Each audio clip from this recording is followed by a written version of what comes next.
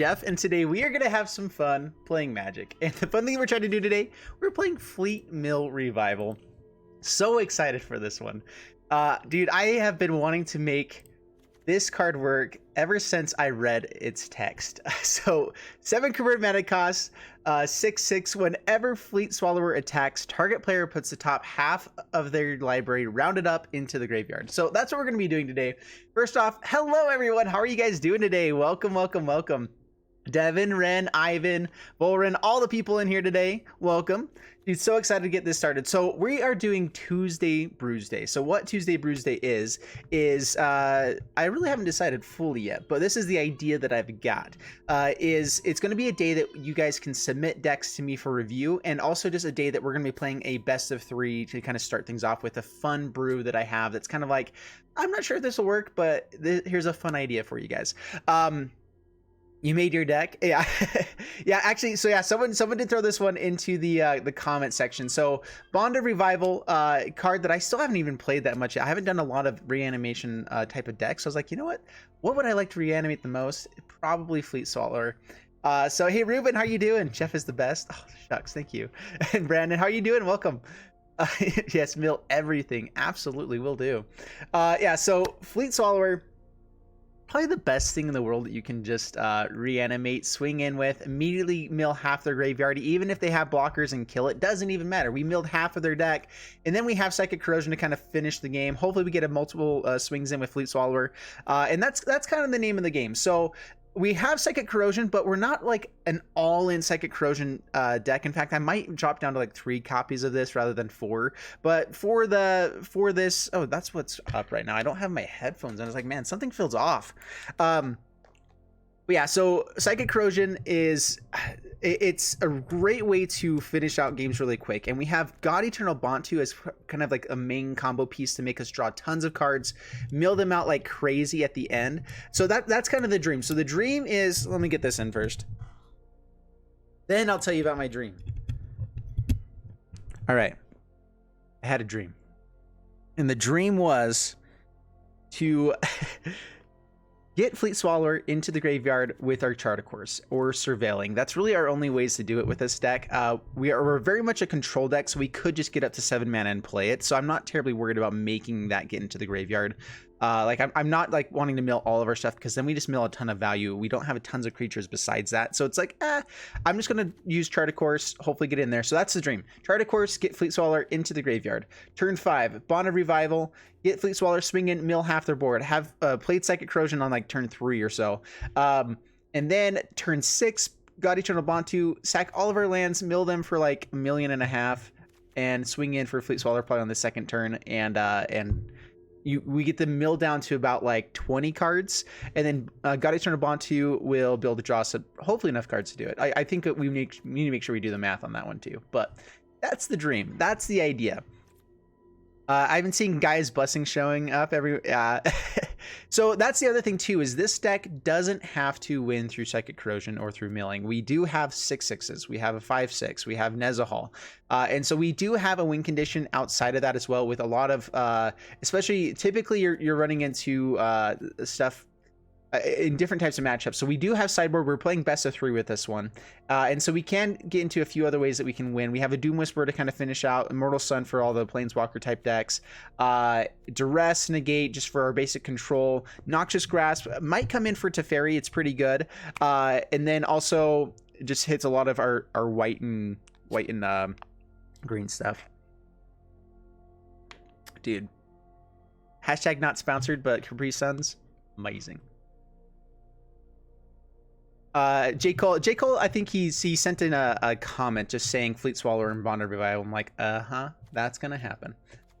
Anyway, we have 1 Patient Rebuilding in the sideboard. Patient Rebuilding is amazing to help us draw more cards and stuff, but I just didn't feel like I could squeeze it into the early game, just because there are enough aggro matchups right now that I'm like, we'll save that for a more controller slower matchup. And so that's what's going on here. You miss Capri Sun? Yeah. My wife got a bunch of them. We went camping last week, and my wife got a bunch of them, and it's like, dude, I miss Capri Sun. They're so good. Anyway, so this is the deck. So real quick, for those who have just kind of jumped on what we're doing, hashtag not sponsored, just said, yeah. So for those people who have come in, we are doing Tuesday Brews-day. What that means is that we're going to have this day. So I actually had a ton of requests in the comments that people wanting me to be able to like, hey, check out my deck, do this. And so I decided to go ahead and make a day where that's what we do is we go ahead and I'm going to, you guys can submit a deck.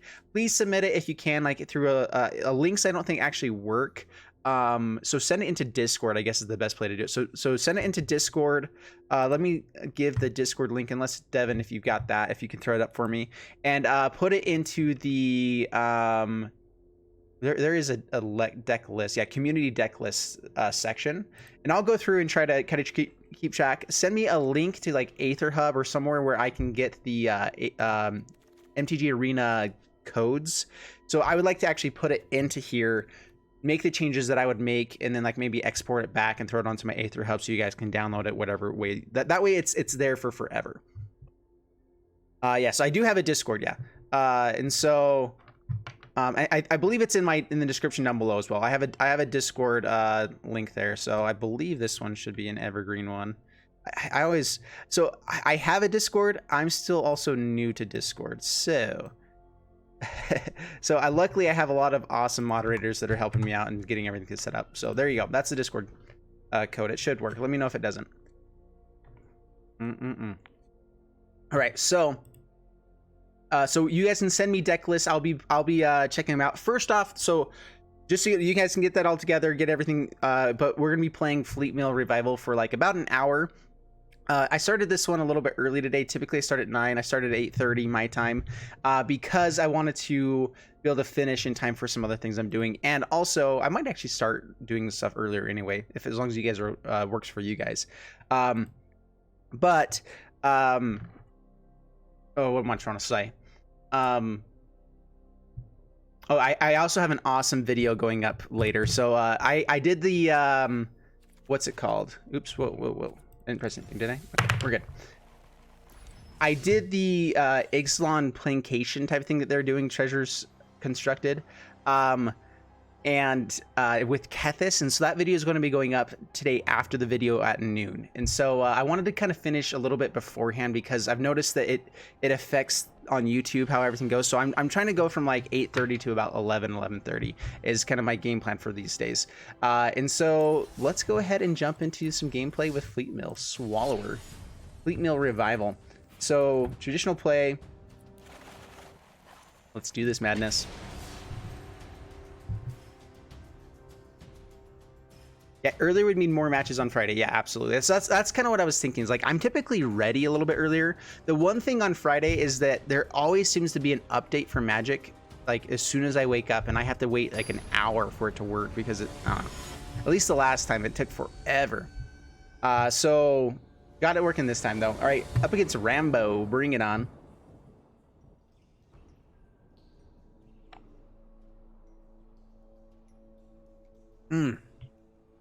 Lovely. All right, they're deciding if they want to play first or not. Tough decision. Ooh, there's actually a clock on this now? What?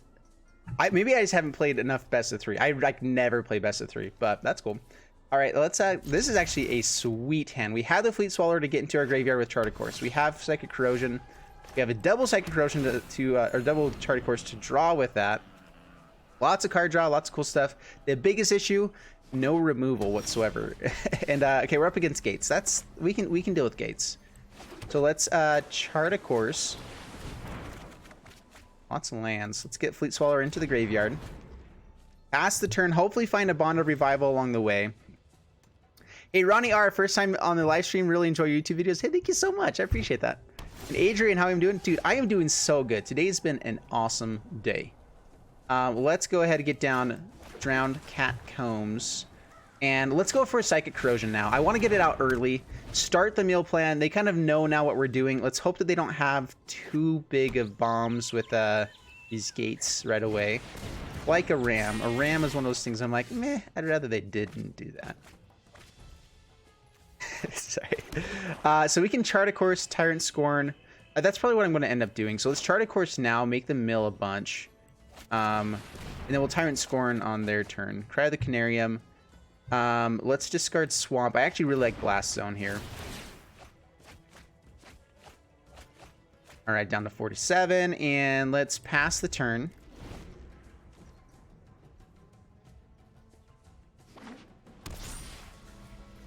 Still waiting for me to make Bears MTG desktop wallpaper. Oh, that's right, dude. I actually have it already. Oh no, not that one. I have some other ones.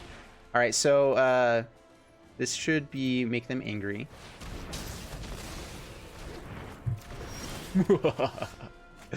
Actually, I feel really bad about that. All right, so we need to find some good stuffs along the way. All right, so Blast Zone, Ross's Contempt could be nice to hold up, but let's go ahead and just do this information campaign. Start drawing more cards, make them mill some more stuff. Enter the God Eternals is decent. It creates a blocker for us that can block pretty much everything in their deck. At least a little bit. And pass the turn. And we're still milling down to 41. So again, this is a slower mill plan. We're not going for like the aggressive quick mill. Jacutus Root, that's fine. Getting lots of stuff out there. Hopefully they don't find a... they don't have a giant as well. Doing our favorite animals wolf deck. I already got the wolf deck. Yeah, so Devin, I'm actually thinking about getting some of the art. I've had some people request that I get the art up for like wallpapers and stuff as well, and so I think I'm going to be posting that maybe somewhere on the Discord. Just kind of, I'm not sure. I can't say I'm going to do it at a consistent time just yet, but I would like to do it. All right, disinformation campaign number dos. There's Bond of Revival. Sweet. Okay. Mill a few more things. Let's go ahead and draw some more cards. Discard something. I think Crying Canarium is pretty much dead in this deck, right? Beef of Sanity can be pretty nice. No, they have a Gaia's Blessing. Oh, all right. No. Oh, that's rough. Who plays Gaia's Blessing? I feel like no one plays that nowadays. All right. So we're probably going to end up dropping some of the Psychic Corrosions, because I'm assuming that's just going to be a rough thing for us to deal with. All right, Gate Colossus, all the big things. No! Oh, it's so rough. All right, passes my turn. Let's see what we can do. Now we find Sinister Sabotage and stuff. All right, let's... Man, what do we do? So we have Ross's Contempt. We can bounce the Gate Colossus. And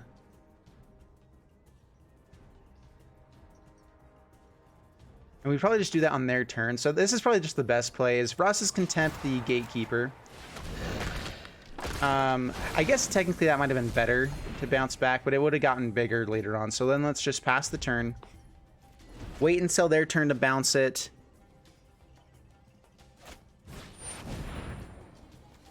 No.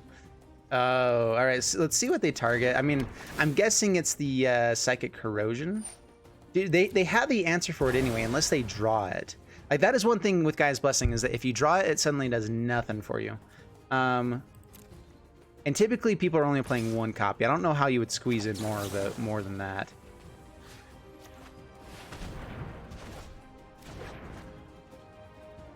All right, gets to replay it.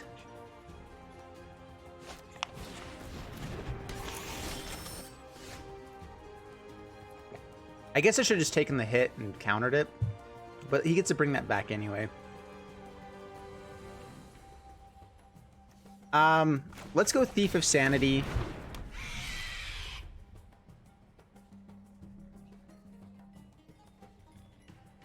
Hold up Sinister Sabotage, pass the turn.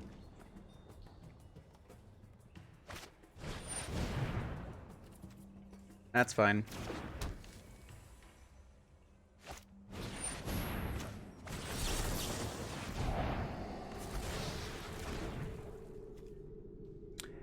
We get everything back to our hand. We don't need this. To the graveyard.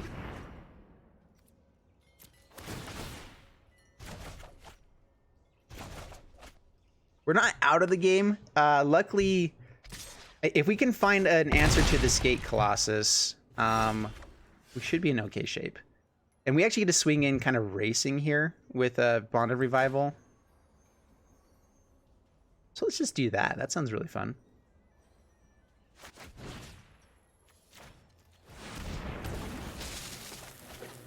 Right, well, let's see what we get to mill. If it's Guy's Blessing. All right, well, mill half of your stuff. Guy's Blessing? Dang it. Oh, man. So annoying. All right. They have their own Psychic Corrosion? Okay, so this is what they're doing. So I don't think it's really that great for us here. Growth Spiral can at least draw us more cards. We can enter the God Eternals, have a blocker for the Gate Colossus that way. And so I think we just start stilling their deck, basically. And pass the turn. I shouldn't have played the Water Grave until after I saw what was there. But I think this is okay. I look HD. So I found out I was doing something wrong. What are you going to hit? Probably Thief? Fleet Swallower where we can play from the graveyard. So it actually is okay. It's only... This only stops casting.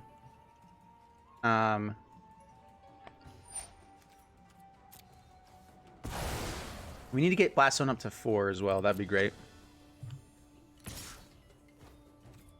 Yep. Take our beats. Down to 7. Dead next turn unless we... Well, we have to enter the God Eternals. Can't cast that.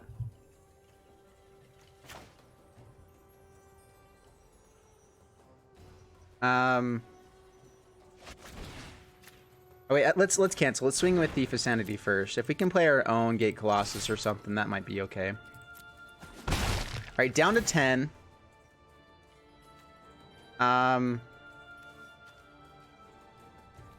Yeah, Fountain of Renewal.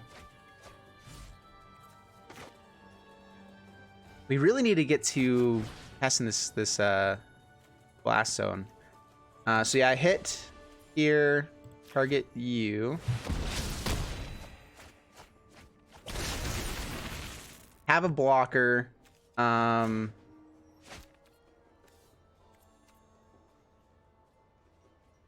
Yeah, and just pass the turn. This deck needs Unmoored Ego. Yeah, Unmoored Ego probably actually is, that would be a great sideboard card. Means all of the life back. We were kind of just hoping they wouldn't run into that. I really don't know how we finish this game. All right, we can take our beats one more time. Let's just Growth Spiral quick. Hey, we could play land. How about that? Should have played this, I guess. We take this in the air. So this brings us down to 3. Ah, man. Dude, the fact that they have the Guy's Blessing is so difficult.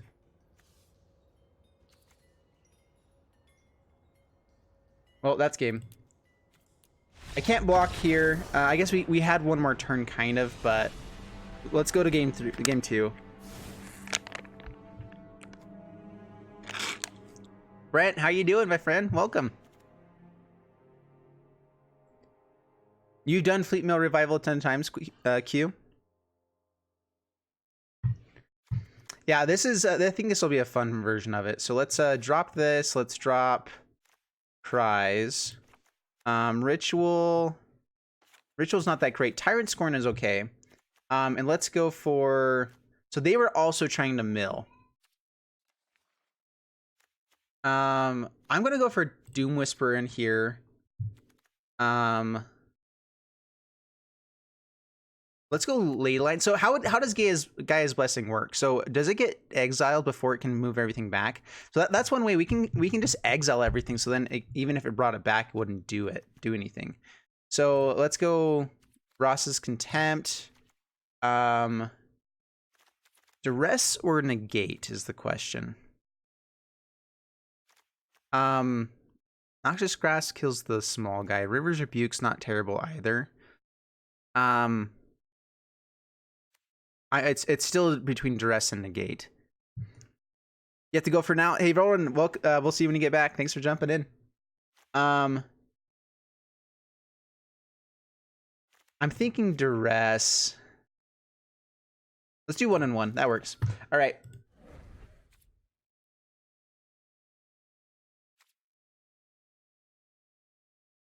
Submit. Alrighty. Yeah, I feel like Leyline will be good.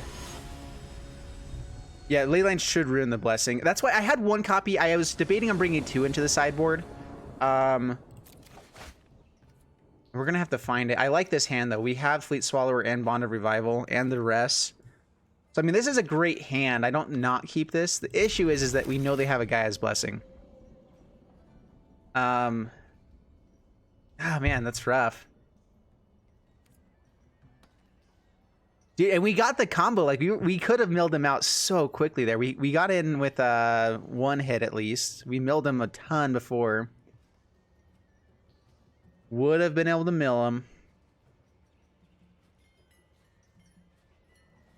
Have you guys been running into people that have lots of Gaia's Blessings? I feel like it's one of those cards that like I never play personally because it's like if they're gonna mill me, it's such a dead card apart from that one matchup, and you can typically win that matchup in so many other ways that it's interesting. I don't know.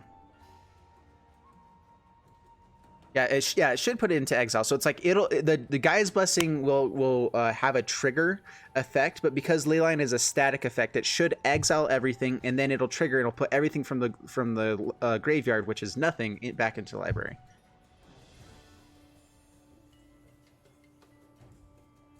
Every time you mill, it's there. Yeah. Yeah, I don't think I've ever seen someone play it. Again, I don't typically play best of 3 though. But I like our curve here. Watergrave, Duress, Fleet Swallower into the graveyard. I would love to have the Leyline in hand, but I feel like that's something that we can go grab. Only 3 lands in hand. Whew. Alright, well, let's see if we can win this. I mean, they can play slow. The biggest thing with this too is we're just gonna try to get out a big boy really quick, you know? Alright, chart a course, hopefully find some lands. There's Leyline. Alright. Fleet Swallower. So turn 4, Leyline. Turn 5, Bond of Revival, swing in, have all of the fun. Fountain of Renewal, that's fine. Tyrant Scorn, that's a good thing to hold up here. But we really need lands. That's what we're actually needing here.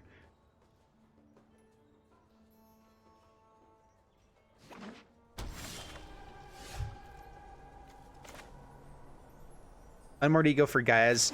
I feel like Leyline hits more things. Let's see if they have counters. I'm not sure. Because they're playing the Psychic Corrosion version of this, they could be running counters. But this, as long as they don't have an Ixalan's Binding, we should be good.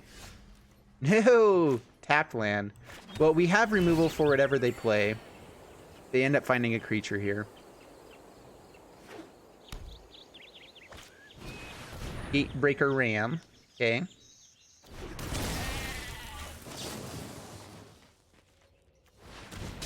Alright, so next turn, Bond of Revival, swing in, gonna start milling, exile everything. Love it. Alright, here we go. Oh my goodness, this is beautiful. Tyler, what's up? Yeah, I did start a little bit early today. I'll probably be ending a little bit early as well. Alright, well that's 30 cards into exile. Oh, it's so fun. I actually want to know if there's a Gaia's Blessing in here. No, we would have seen the trigger. So it's still possibly coming. No! Curse you.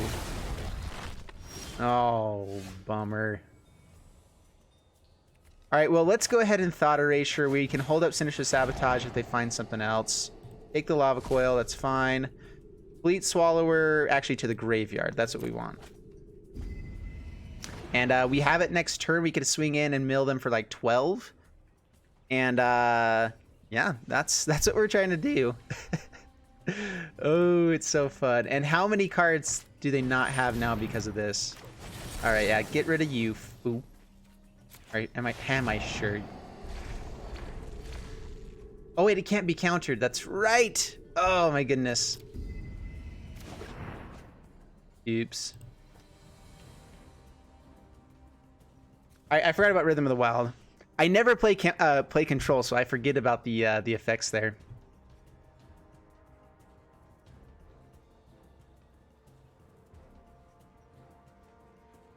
I'm not sure if I should have kept that. Maybe I should be digging for like Psychic Corrosion or something instead. The fact that this has Vigilance is really annoying. We might just have to Verace's Contempt it. Hope that he stops drawing good things. And yeah, we'll see.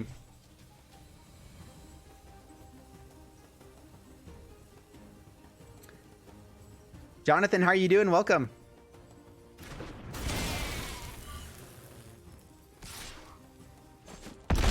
That's true. I guess I could use Thief to exile it if we run into it along the way. Let's go ahead and Verace's Contempt. I think it's, even though we have Mono Revival, the chances of them drawing into creatures with how many are in here right now should be in our favor, that they shouldn't keep drawing big things, you know? They have the Guy's Blessing there. And it goes into exile. What was he? I guess, yeah, that's... All right, so we got rid of the Guy's Blessing now. Down to 23. There's Blast Zone. Let's go Bond of Revival. Fleet Swallower. And swing it in.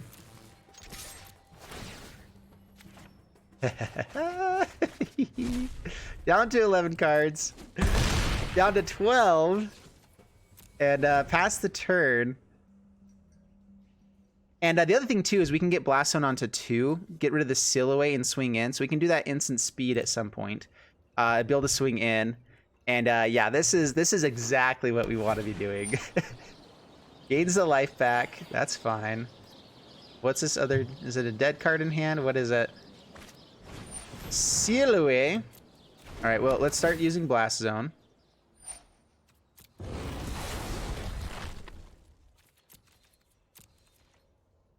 All right, how good are the last 10 cards in their deck? That's the question. So Blast Zone, X1.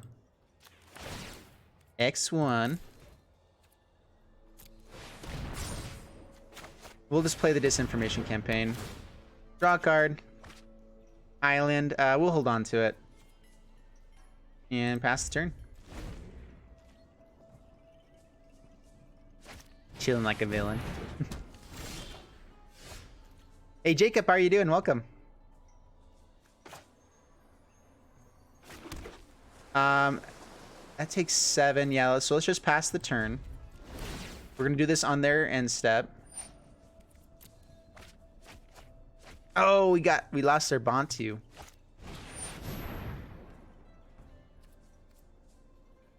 All right, that's fine. Gonna hit the Ley Line of the Void. Finally found the answer for that.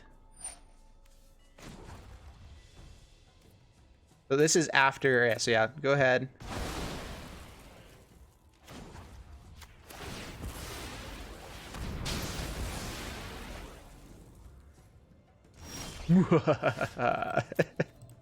Alright, swing it in.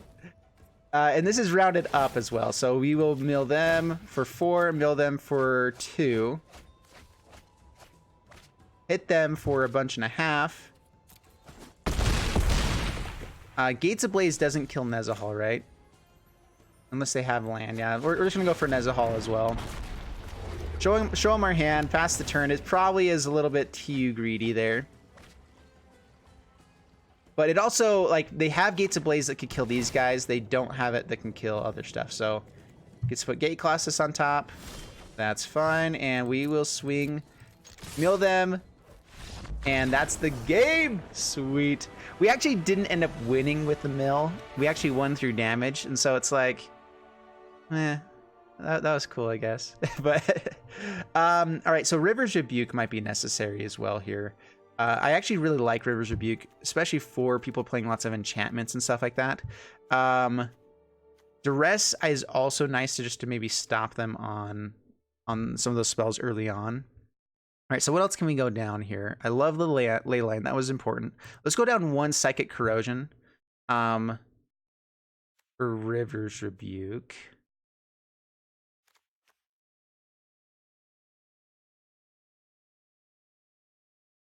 What else can we go down here? I like the Doom Whisperer. I think it's good. I think overall this is pretty decent. We have to kind of hope to get to the ley line and do what we did last time. Yeah, so let's just keep it, run it back. Yeah, he got the solution later on, but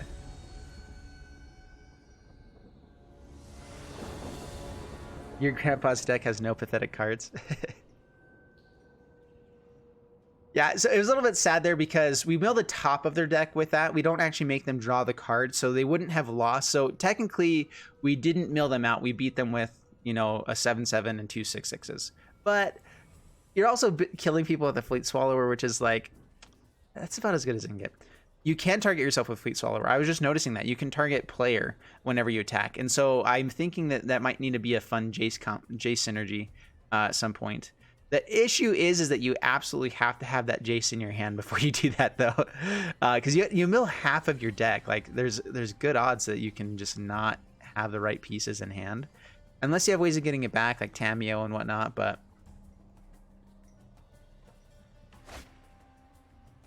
all right, Chart a Course, negate. We have Bantu. We have negate. Bantu is a pretty good blocker as well. At some point, I'm just worried that we don't have much else. Chart a Course can let us draw for more things, though. We're okay with getting one of these into the graveyard as well, with our ways to reanimate. So we'll keep it. Pass the turn.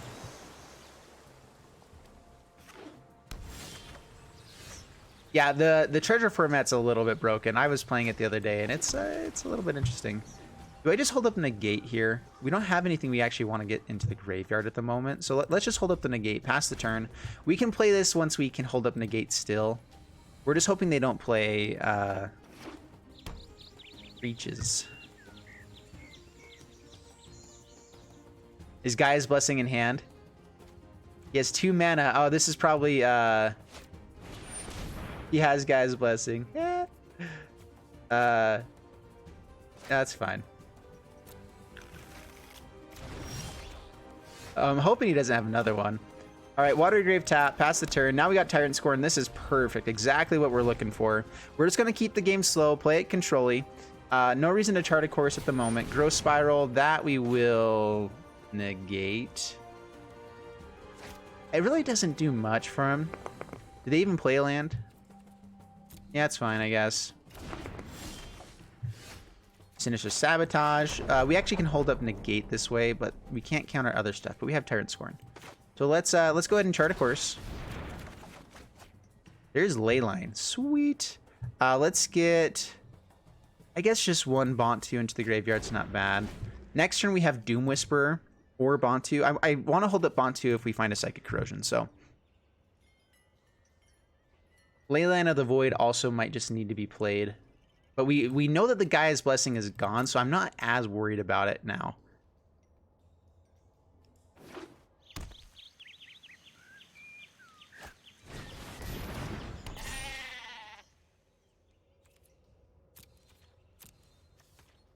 All right, Tyrant Scorn.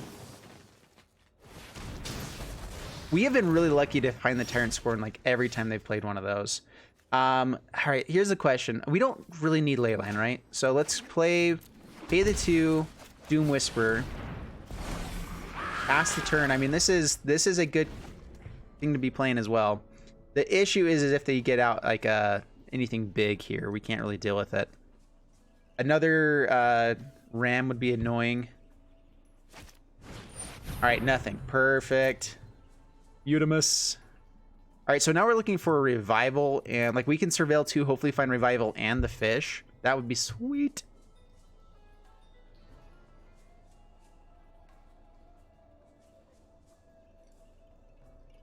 Oh, keep counter magic to save Leyline. That's true.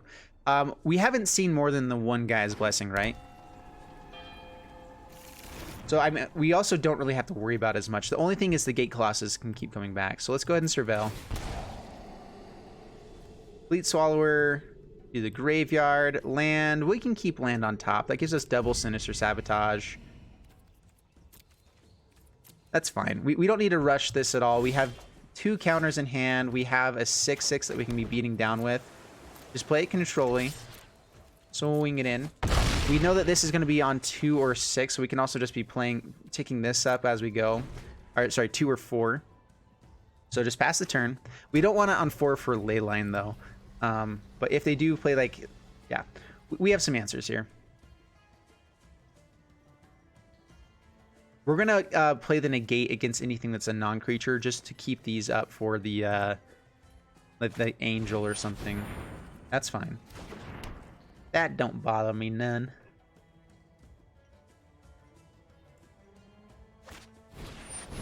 Gates ablaze. Counter it.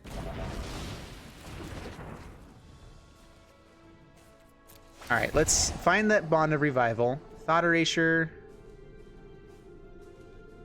Mill that. I mean, I guess we don't not take it. It's such a good card. We get to dig again a little bit for next turn. Alright, pass to my turn. Or do we hold up double Sinister Sabotage? Alright, let's swing in first. Down to 8. Let's Thought Erasure. Oh, he has lots of Gaia's Blessings. And they're all in his head. What? Oh, that's awful. The Guild Summit's nice for him. Archway Angel he can play now. Guild Summit just lets him draw cards, though. And we have him dead in 2 turns. So we can hopefully just counter anything else. We still have... Oh, we have 3 Sinister Sabotages? Alright, well... So we get to counter his Guild Summit. Yeah, let's just pass the turn. Oh, this is so mean.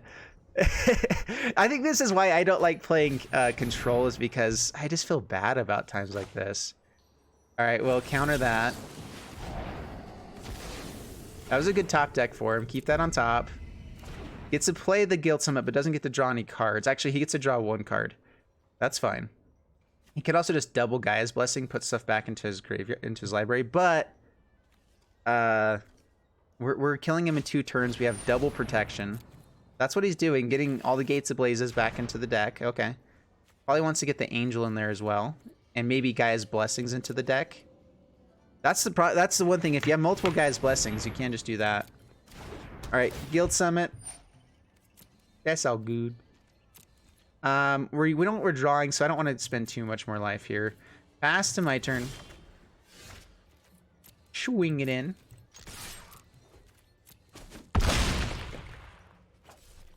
And pass. Dude, this has been sweet. Growth Spiral, fine.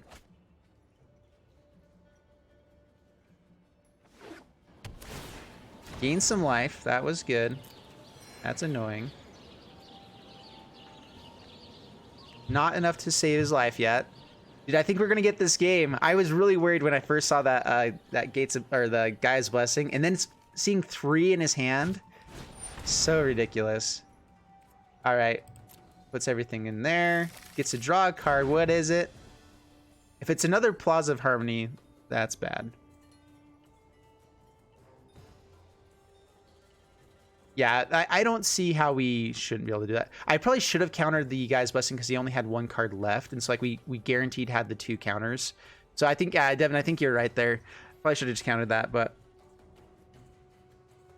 Andrew, how are you doing in Montgomery? What's up, my friend? All right, let that resolve.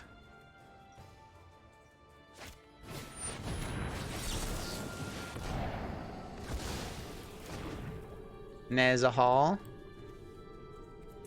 They should just concede here, probably. They might let us play it out. All right, pass to my turn. What do we get? Swamp. All right, swing it in. Swing. Yes! Oh, that was so good. Yeah, I'm not a Control player. Not typically. This is a combo deck that needs the Control to make the combo work. So I'm a combo player. That's what I do. So that was one game. That was sweet. I lack the determination for evil. That's very true. That is very true. All right, so for all those people that have jumped in, so Tuesday Brews-day, we're playing Fleet Mill Revival for the first part here. Towards the end, I'm going to spend about 30 minutes, 40 minutes to be reviewing your guys' decks, if you guys would like me to, and going through and just like changing up, you know, talking about those decks. So if you guys want to submit a deck, you can go to the Discord. Did that Discord link work actually before? Just make sure. Anyway, there's my Discord. If you go to the community deck list area, then you guys can submit your decks through. I prefer it. You can do it in a list as long as it is MTG Arena format. I'd like to actually get it in here and use it. Well, this is actually a pretty good hand, so we're gonna keep it. This is actually a phenomenal hand, so yeah. You need to have no soul and no emotions towards anything, then you'll be a good control player. Yeah, that's probably true. Oh, that's hilarious. Alright, has a shock. So that's good to know with the Thief of Sanity. Jake, what's up, my friend? Welcome. Steam Vents, okay. Well, let's Thought Erase. Be rude and such. Yeah, so Grixis. So they just have removal. Let's just go Legion War Boss. We actually do have answers for that, though. We don't have land, though. They have like 3 answers for a Thief. So 2 answers for Fleet Swallower, but we want to bring in a Hasty anyway. We have the Chart of Course. Let's just get rid of the Legion War Boss. Oh, yeah, no. We already got rid of the threat, so get that out. Try to dig for lands. Next turn we can Chart a Course, get rid of this, still dig for lands. Lawful Evil right there. Yeah. Alright, so let's go for Psychic Corrosion. I'm feeling like they don't really have much in their hand at the moment. So let's get that down, start the milling going. Hopefully we can just keep them off of their good things. Like, there is a chance we can just luck out and get everything into the graveyard that they want in their hand.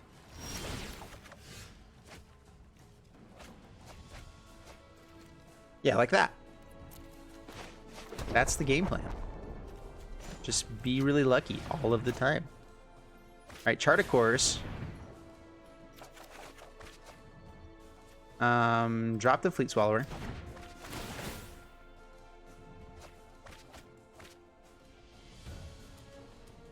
So if you find a Bond of Revival off the top, we do have Fleet Swallower mill them for 1,000,000. They do have a chance to kill it instant speed, though, actually. So we won't actually be able to swing in. So maybe we bait with Thief of Sanity. It just dies to too many other things at the moment. Yeah. I like all of our hand. Like, we actually have a sweet hand against their deck. Cry of the Canarium should hit a lot of their stuff.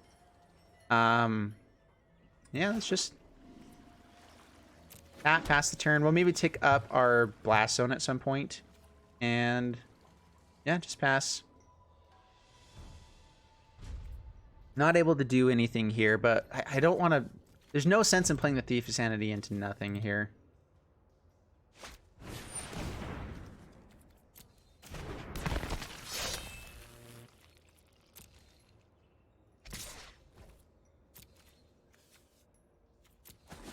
All right, down to 17.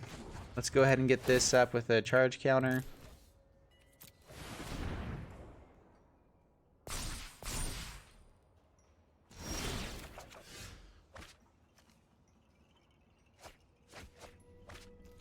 Keep milling good stuff. That's what we want to be doing.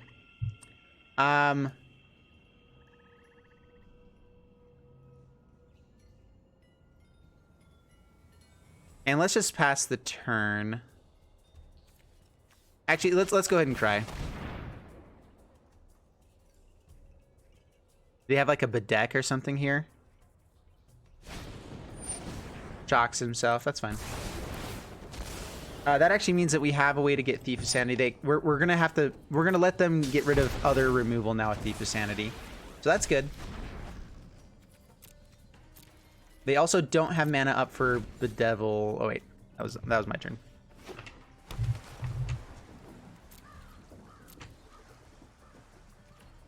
All right, passing my turn. Psychic Corrosion. There's Bond of Revival. What's in the graveyard? Again, we know that they have an answer, so let's Thief of Sanity. Hope that it draws out the Bedevil right now. And pass the turn. Play the Bedevil. Bedevil. Perfect. Now we can guaranteed mill half of their deck with the Fleet Swallower. I mean, unless they have another Bedevil, but we should be able to at least get in for a swing. Swing! Before this Ingress Rampage ruins our day. Ooh, we've been getting rid of some great stuff there, too. Thief of Sanity would also be a good thing to swing with there, but this'll do.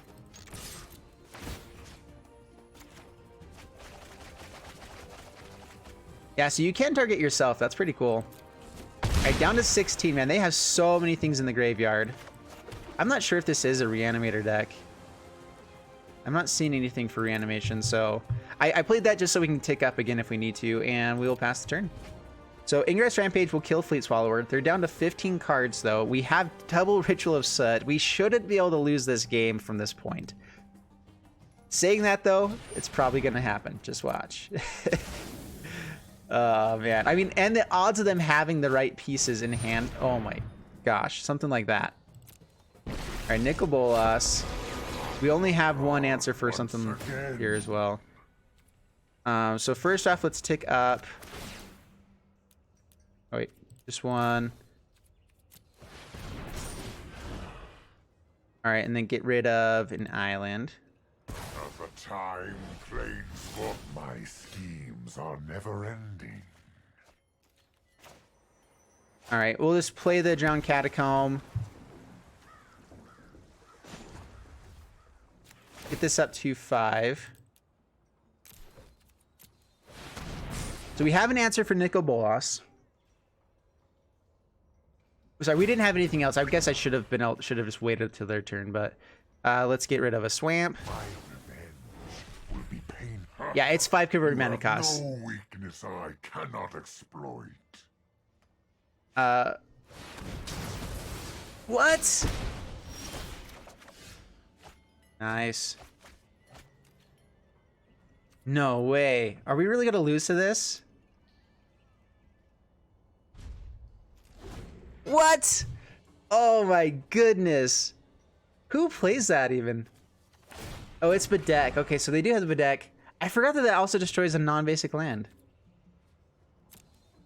Let's get rid of a ritual. I want to hold on to the Enter the God Eternals. Like, we can still mill them quick enough. Actually, it's going to be like one turn off. Let's see here. They draw a card, actually, so they go down to 5. If they play a creature of any sort, that's fine. We still have 5 to play this here. We mill them for 2, but we don't have a creature to hit.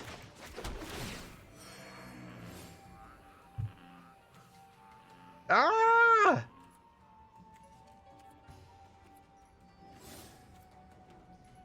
Pass the turn. Okay. They have to tick up for Bolas. If they play a creature, we still have them because it's going to be on their turn.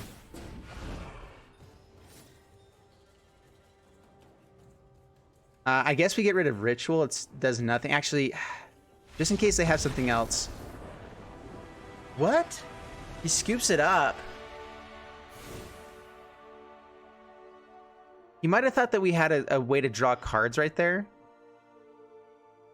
Because if we drew cards, he would have been drawing the last card and losing there. So that was weird. So sometimes apparently just pausing is the best strategy ever. Just pause and think, and people will be like, "Oh, he has this." Okay, whatever. So what do we go down here? Disfigure is actually pretty good. Honestly, I think our deck is kind of like built exactly for this deck right now. We can maybe Ross's Contempt. The Immortal Sun might be necessary to bring in just to kind of have an answer there. Because I think we did see a couple other Planeswalkers as well. I'm just not sure. We go down 1 Psychic Corrosion, actually. 1 Psychic Corrosion. Doom Whisper. I really like Doom Whisper in this deck, but I'm not sure if it's necessary. I think we're pretty good. I'm going to go for the 1 Immortal Sun over Psychic Corrosion. I think that will be...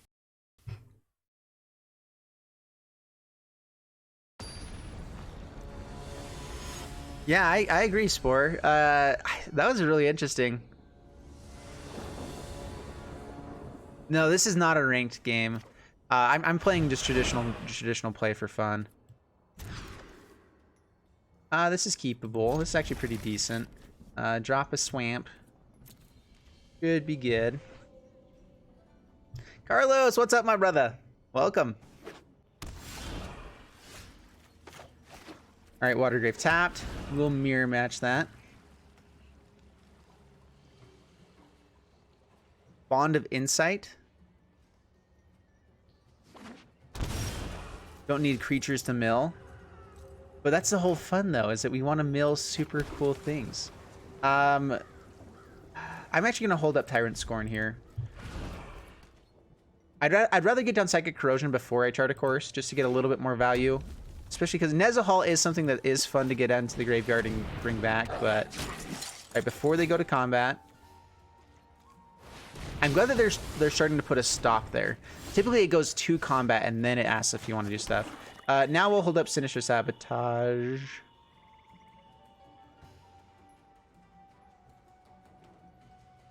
Or do we get out the Psychic Corrosion now?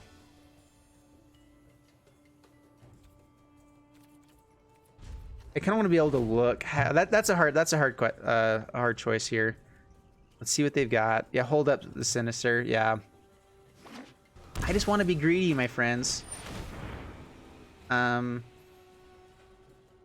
He paid 2. He has something else here to play. Maybe he has 2 of them. We don't have removal for it right now, so let's go ahead and counter it. I'd like to hold up the counters for some other things, but does he have a counter of his own?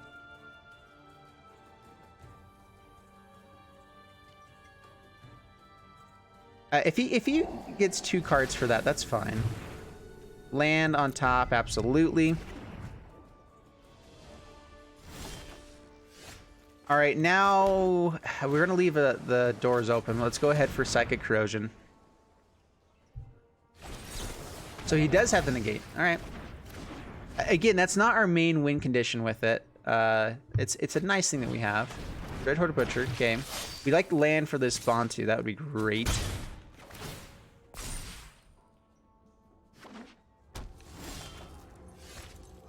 Contempt's not bad. All right, pass the turn.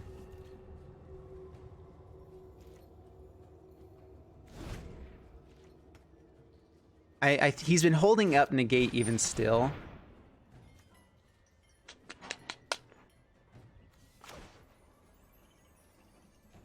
We actually have ways to get stuff back, like everything, and so let's just go ahead and process Contempt now while we can. See if he has another negate. We're actually fine drawing out the negate so we can resolve Bond of Revival. Alright, Bedex. Does 5 points of damage. Good play.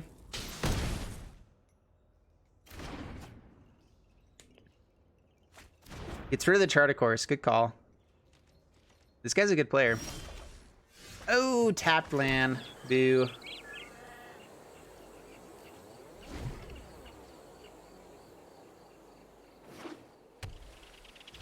Nothing in hand yet. Alright, Drowned Catacomb. Bantu. I don't think we draw because we want to get to this Nezahal as well. We have 1 land extra at the moment. What are your guys' thoughts? Do I draw here or do I not? We can hit a land and get to Nezahal. But getting some... I just don't love doing this. We have draw 2 for the next turn anyway if we don't hit it. So let's just submit 0. We can sack 1 and get 1 card, or we can keep it and be able to sack Memorial to Genius and draw 2 for the next turn. So I don't know. That's an interesting call. And we're in okay shape with this Bantu anyway. All right, Lightning Strike. Okay. So if they're gonna spend two spells here, this is phenomenal. So we can actually let it go, and then we can draw it for the next turn after the Memorial to Glory. But take action, put it there first, and now... Actually, we'll do it on their turn.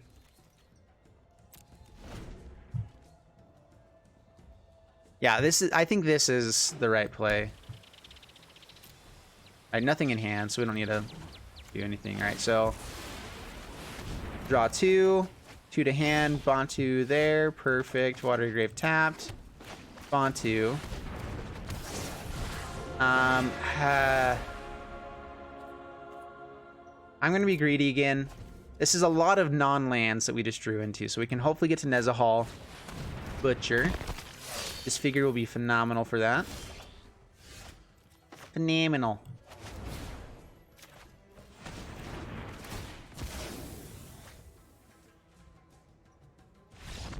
And opponent scoops it up. Sweet. All right, 1-1. Actually, that was game 2 because he scooped it up. I forgot about that. I still felt like we lost that first one. Yeah, that was sweet. Open this up. Mythic. Give me a mythic. Dude, I've opened up so many cards and haven't, or so many packs and haven't opened a mythic in like the last like 10 or 12 that I've opened. A little bit frustrating. And I have all of the rares right now too, so. All right, so let's do one more game with the Fleet Mill, and then has anyone actually submitted any decks that they want to check out? It doesn't look like it so far, so we can just keep playing this for a while. And also, like, Tuesday Brews-day is a day that we can just kind of be doing whatever. We can build up some other decks maybe that we want to try out as well.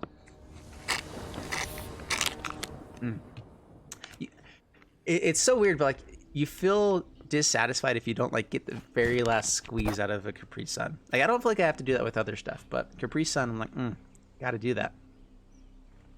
Double Psychic Corrosion is pretty nice. Like, we do end up getting lots of mill, but I think this might be a mulligan. We could draw some good stuff. We're on the draw. We have the Fleet Swallower. The hardest thing for me is I never get 4 lands. See you, love. Bye. I'm gonna keep it for the fun. You made a Grixis zombie deck and it's doing pretty well. Awesome. There we go. That's what we're looking for. Swamp, pass the turn. Chart a course, mill the Fleet Swallower, play the Psychic Corrosions, find Bond of Revival, mill, and just win the game in like 3 turns. Thought Erasure. Probably hits Psychic Corrosion.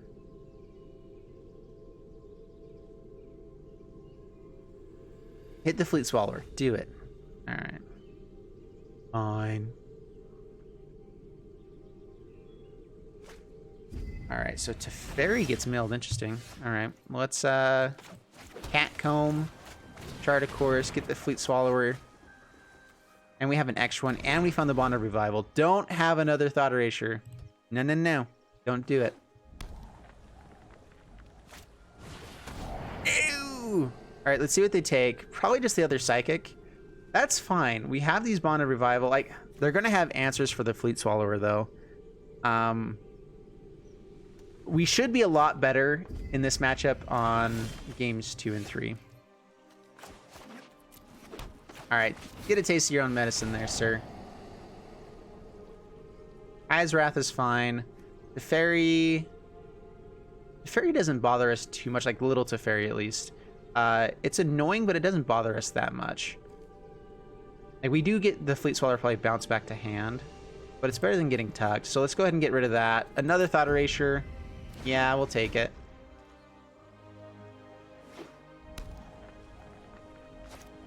Plays Teferi. Doesn't have anything to bounce. You show remorse. I'll show restraint. I've got time. Alright, do this again.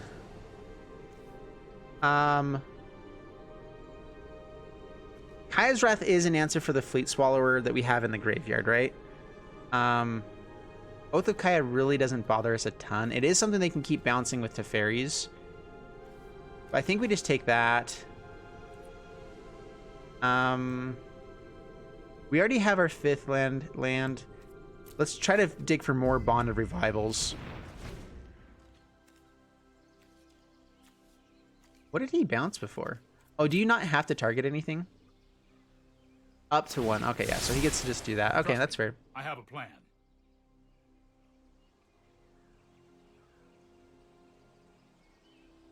He has seen the Bond of Revival, so he knows that we have Fleet Swallower there. It's Teferi, Oath of Kaya. So yeah, so there's nothing you can do about this first hit. This figure's pretty dead. We can bounce it back to our hand afterwards. It's just whenever it attacks. Do we kill the Teferi? No, we get their life total down. All right, mill half of your deck. Hopefully it's everything that you ever wanted. Down to 23. We milled a lot of good things, it looked like there. Don't worry, I got this. That's great. All right, so I'm assuming Teferi comes in and bounces him to our hand.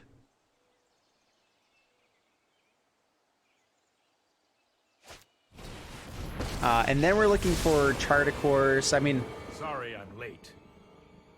there's a lot of things we can end up finding. I've got it. You're doing your day job? No worries, man. Oh, sorry, I turned off Nightbot. I need to get it back on here. All right, there we go. Psychic Corrosion. That's good. It's going to be a while before he can bounce it again at the moment. Milling more stuff. He does get to flip Search for his Kanta. 19 cards. Does he have Clear the Mind? That's more like it. That is the question. Auto Erasure. I mean, you have to take Disfigure, otherwise you run the risk of letting us mill you more.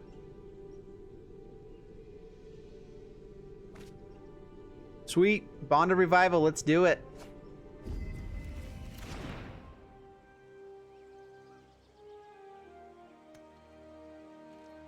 What do I pay you? I'm too cheap for stuff like that, guys. Come on. Pass the turn.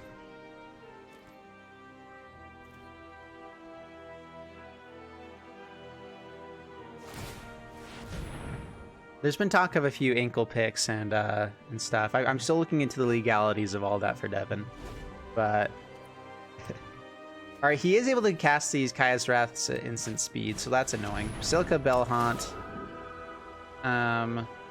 14 cards. Yeah, let's get rid of the Disfigure.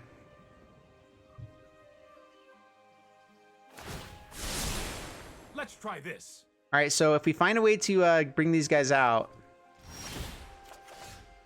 Ritual of Soot, 4 already. That's the turn.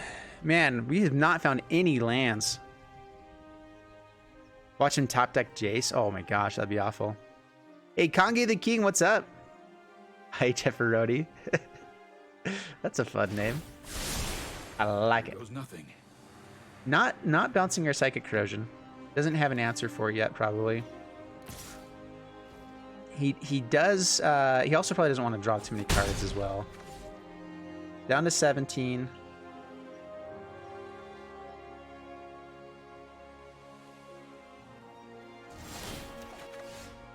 Tyrant Scorn. Okay.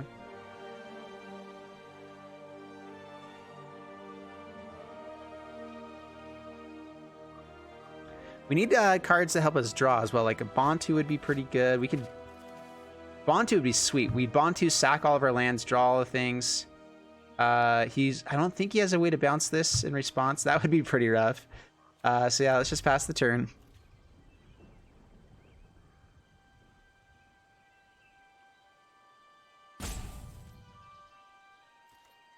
In a heart shape. Yeah, I sent that to you last week. Yeah, that's... that's hilarious.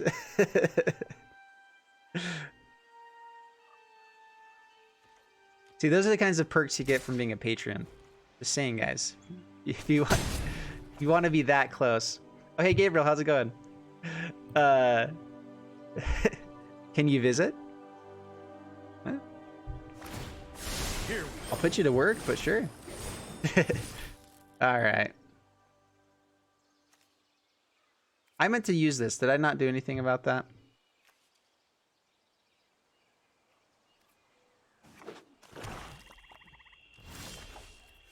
Oh, I can't cast stuff at instant speed. Dear.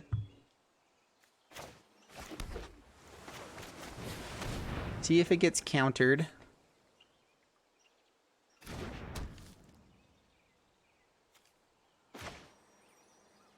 We're fine with stuff getting bounced, so this is fine. Every extra turn that we we play here is awesome. You can gain the 3 life. That's all fine. Down to 7. Gonna take a few more turns. Basilica Belhaunt. So we're actually wanting to get to... Yeah, Ritual Soot's dead at the moment. I'll protect you. Tramp stab have my logo. Oh, oh, oh, it's magic, you know.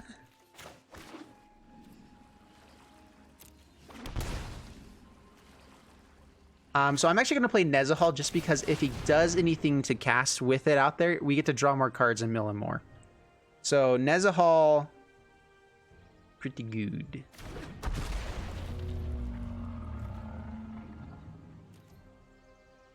Go for the Kai's Wrath, I dare ya. Yes! Yeah, Nezahal, that's exactly why I like Nezahal in there too, is that it's a way to draw lots of cards. It's something that's hard for them to deal with, and it's sweet. So we beat them before we have a favorable matchup. So Ritual Soot down, Cry of the Canarium down, bring in Duresses and Negates. Bring in... Tyrant Scorn is still good. River's Rebuke is meh. Immortal Sun, absolutely. Ross's Contempt. Nausea Scraps isn't terrible as well, but I think that we'll be fine. And we'll go down... Need to cut 2. Probably enter the God Eternals. We do know that they have the Basilica Belhaunt, but it's not as good if we can't target stuff. And...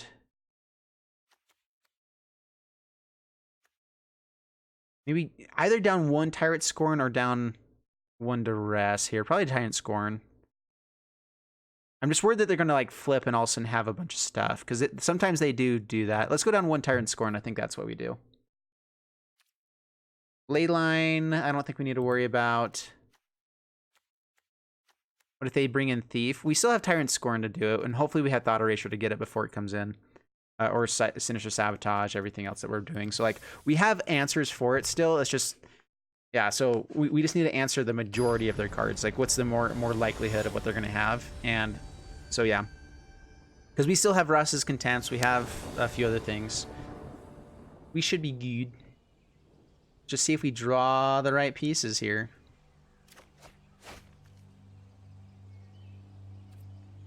Ugh. That's almost keepable, though. I mean, Thought Erasure. We're on the play, though, or on the draw. That's so bad. Yeah, that's Mulligan. That's better. Yeah, this is a lot of combo pieces. Chart of Course let us go to stuff. So yeah, let's just keep 6, mill, or put that to the bottom. Watergrave, Duress, hold up Negate. We're going to Chart a Course if we have something to put into the graveyard, but otherwise I think we're good.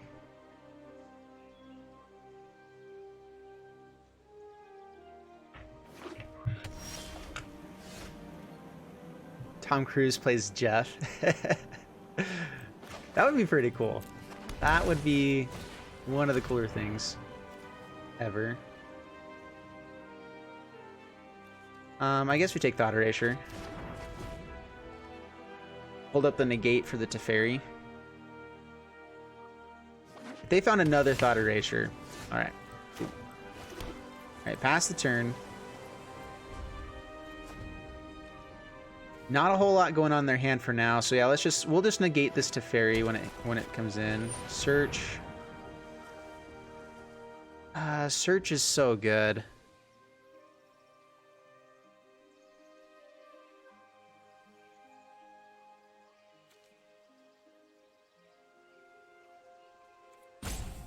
It's less good because I don't know. It does mill them for us as well. Let's let it resolve. That might be the wrong way to go about it. Now that we found a Sinister Sabotage, definitely the wrong way to go about it. But let's pass the turn. If they don't play anything, we can also Blast Zone, get it up to 2. They're just trying to mill it as quick as possible now.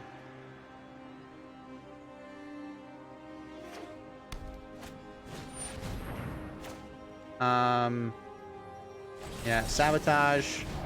We need to dig for some good things.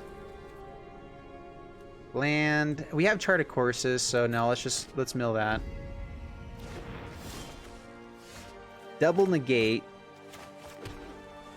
Let's go ahead and we can chart a course and hold up negate. So let's go ahead and do this. Oh man, that's a great card too.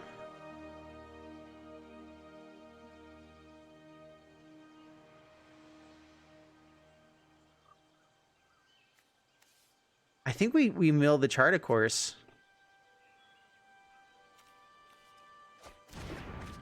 Field of Ruins, another answer for Search for his contest, so yeah, this is great. We'll just pass the turn. Hold up negate.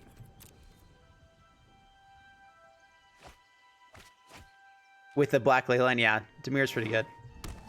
I do have ley line, but we're not playing it. All right, let's see if they have a Dovin's Veto. No, they do not. Disinformation campaign feels pretty grand here as well. Field of Ruin. Disinformation campaign. Make them discard, hold up negate. Get to draw some cards. Sinister Sabotage. Sweet. And pass the turn. Yeah, we're in pretty dominant shape here. Keeps it in... Keeps it, yeah. We'll negate that too. Ooh, I feel so mean. It feels so great. All right, pass the turn. All right, so they do get to flip search.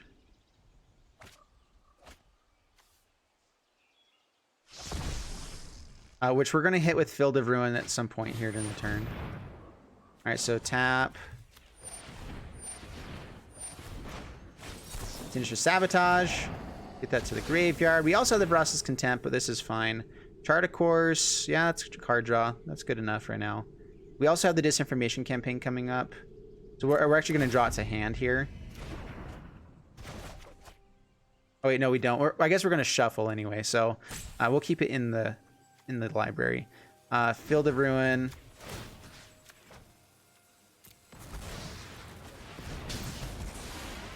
Dude, this is feeling so good. Oh. This is how it feels, huh? Alright, so grab a Swamp. He gets one too. Yeah,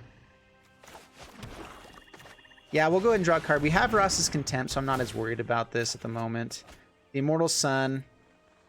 So the biggest downside is if he gets a what's it called? Thought Erasure here. Thought Erasure is the worst thing for us.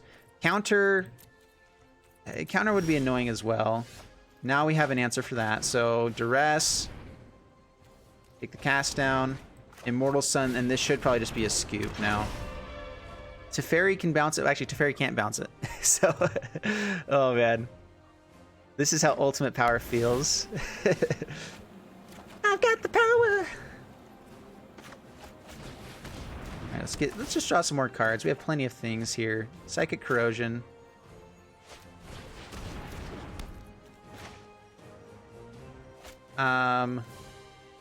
We have 7 mana, so we're good here. Pass the turn. I mean, what do they do about this? They could have like Ixalan's Bindings or something.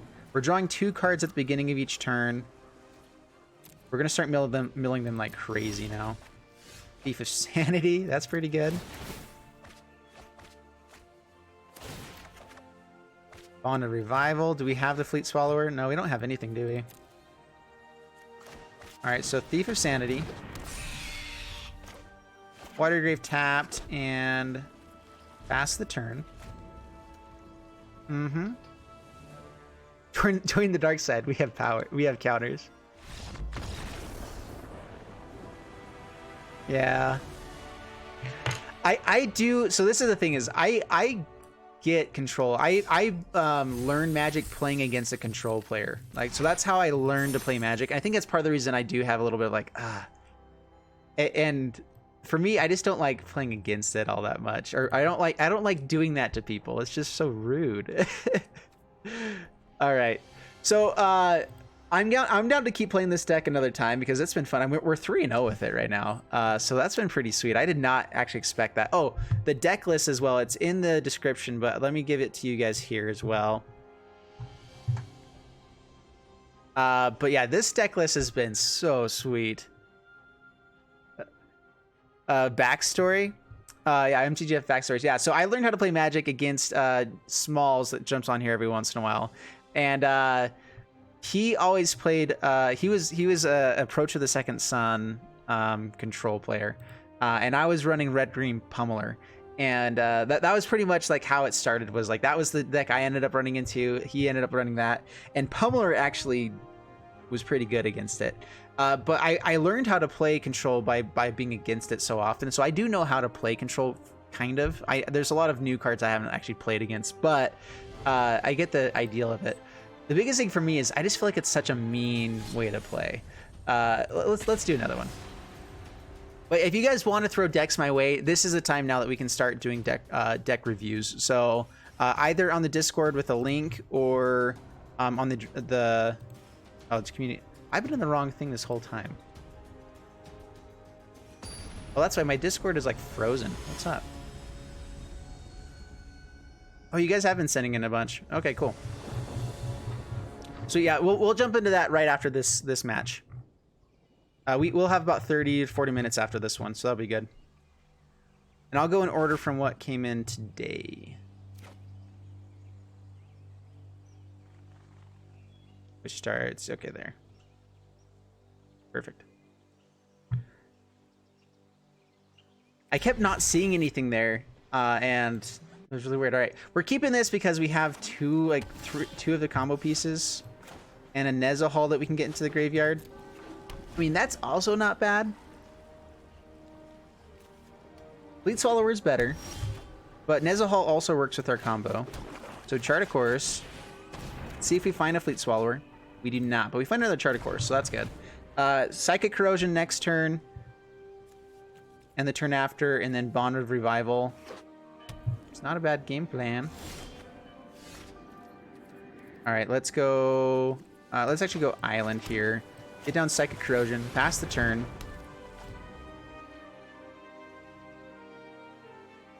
Misaki? Is this a championship player? That's kind of cool. What's he playing? This is interesting. All right, Dismal Blackwater, Psychic Corrosion, Number Dose, and this is looking pretty good.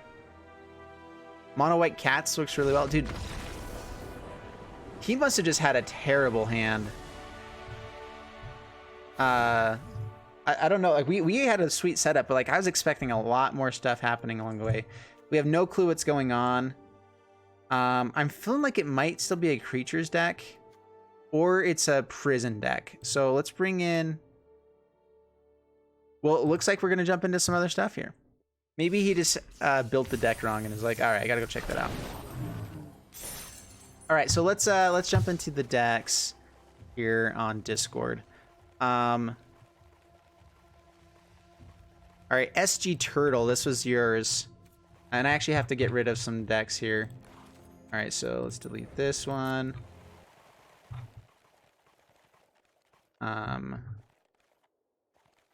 So hard to get rid of decks. This one is not very good.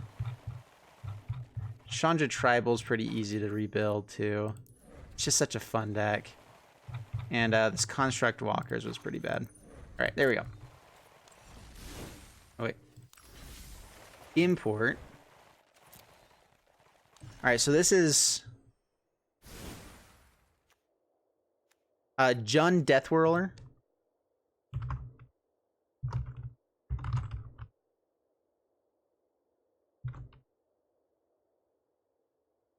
All right. Looking at this deck. Yeah, so I'm going to go in order of what's on Discord. I'm not going to spend a ton of time on this. I'm just going to go through pretty quick.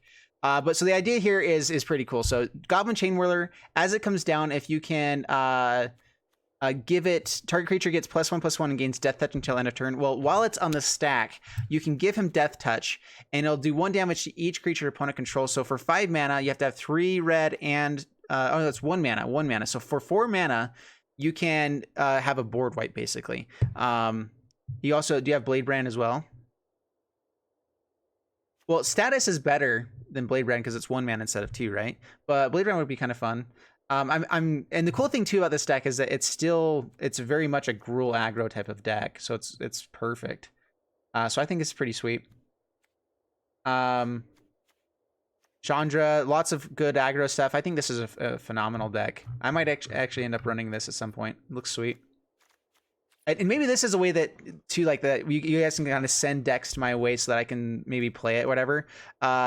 So if you're fine with me maybe trying this one out at some point. I've never actually done the status statue. I like the addition of Chandra. I would probably change out Bedazzle. The idea of it is that it's removal and you can get in with lots of like really aggressive plays here with it. But I don't love it for like the majority of your deck. Like you have so many 3 toughness things that it only works with Skargan Hellkite for the upside there. So it's basically just removal. You do get the Bedazzle side, but I would run something else. Like I would run like Lava Coils or Lightning Strikes just as a more aggressive. Like Lightning Strike does the same thing. It hits creatures for the same amount. The negative is nice, so maybe you can run like a Disfigure as well. But I'm not loving the Bedeck. That's the only card in here that I'm like, but not.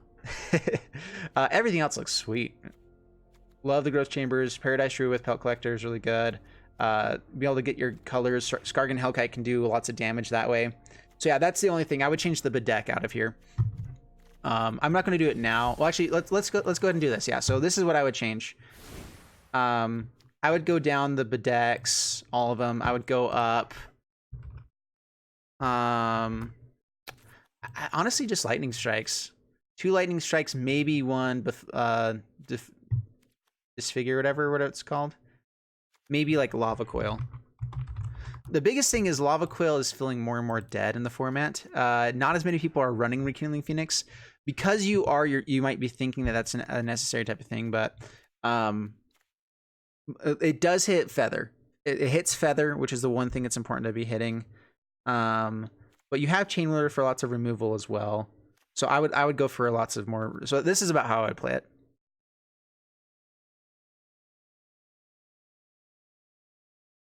Yeah, Spellbreak can go up to 4/4. Yeah. And Growth Chambers can go up to 4/4. Yeah, that's true. Again, though, I feel like you get the same amount of value, but you get more versatility by having Lightning Strike.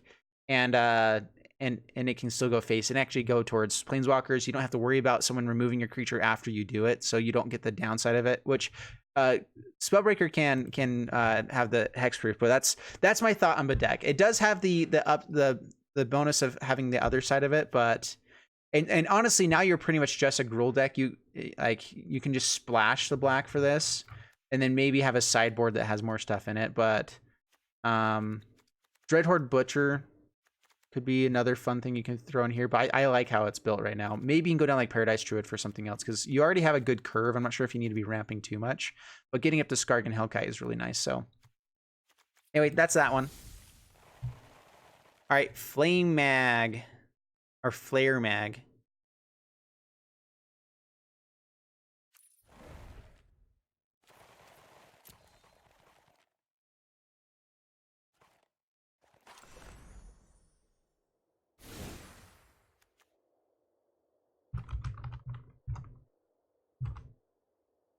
All right, so let's see here. I like the deck. I think this is pretty cool. Manifold Key with Voltaic Servant and Steel Overseer, such a fun combo. I actually like, typically people play a full four copies of this. And I kind of like that you stayed away from that, because like it's really good. It's a great combo piece. You can do tons of cool things with it, but getting out too many, like sometimes it can end up being a dead card where it's just a 1/1 when you need to block like tons of stuff, and it's like, that's rough. Ivan, is this yours? Yeah, this is looking pretty sweet though. I like it a lot. I think there's a lot of fun stuff with it. Tezzeret. I feel like if you're running Tezzeret, you kind of want to play the other Karn as well. The whole combo there. Mystic Forge. This is the new one, right? Look at top card of your library anytime you may play if it's an artifact card or a colorless non-land card. Yeah. So again, for that reason that you're playing this, I would probably go down to like 1 Renowned Weaponsmith, maybe drop down 1 Familiars, and bring in the other Karn, Great Creator. That way you can build the sideboard. Because if you're playing Tezzeret, that combo is just so solid. It is more 4 drops, but if you're dropping down the Familiar, which I've never been crazy impressed with. Maybe the Pattern Matcher as well, honestly, because Pattern Matcher is one of those where like you want it if there's like it's a carded value engine, but it's only like a 1 or 2 of that I would really play with it. Yeah, that's how I do it. Affinity for artifacts with everything. You can go crazy once you get Tezzeret out with all of these things. Creatures and planeswalkers. Yeah, so but I would go. So I guess here I'm changing the decks while I'm doing it, right? So. This is what I would do. And I still have the list up there so I can grab it later. I would go for 2 Karn the Great Creator. Yeah, I would go down these rather than Renowned Weaponsmith because I like the ramp that this gives. I've actually been really impressed with how much that does. And then I would go to sideboard. And I would grab the what are they called? The it's 5 mana artifact creature. Guardians of Koilos. I would bring in, and then you would just fill up the sideboard with like other things that help out that are stuff. So then it would be like amulet. Oh, take off the 5. Amulet of Safekeeping, which you already have, but I would have another one in the sideboard. I would have well, and this is a cool thing too, is like your deck is running like a Helm of the Host, whatever. The cool thing about running Karn as well, like I would actually go up to 3 Karns, maybe 3 here. I would go down 1 Helm of the Host. I would go down, actually I would put the 3rd Power Stone Shard there as well. And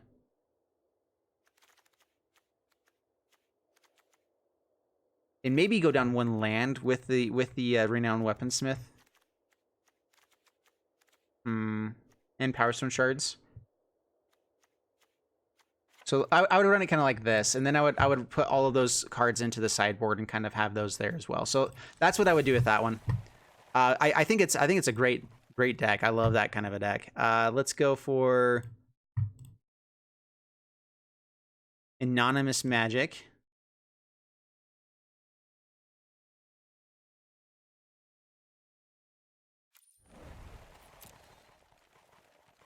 Looks like I don't have everything in this one. I don't have Shaper Sanctuary? What? I guess not. All right. The first thing I'm seeing here is tons of non-creature spells with 2 Nikias. But I feel like that's more of just kind of like an extra fun card in here because you're running 84, which again I am a fan of people playing more than 60 card decks because the whole idea is like 60 card is when you're trying to play competitively. Once you go into other stuff, that's when it's just kind of having fun. I'd love to hear you guys' thoughts too of what things you guys would change or do anything different. Again, I'm not trying to like tear into decks at all. It's one of those just like this is how I would build it for my feel. And kind of go through it all. But yeah, you don't have the wild cards for the other card. Okay, yeah. So that's the way I would make it go. I think where you had it right there, Ivan, is pretty sweet though. I think that was a great deck. This one, oh, I forgot to get the name on this one. Anonymous Magic.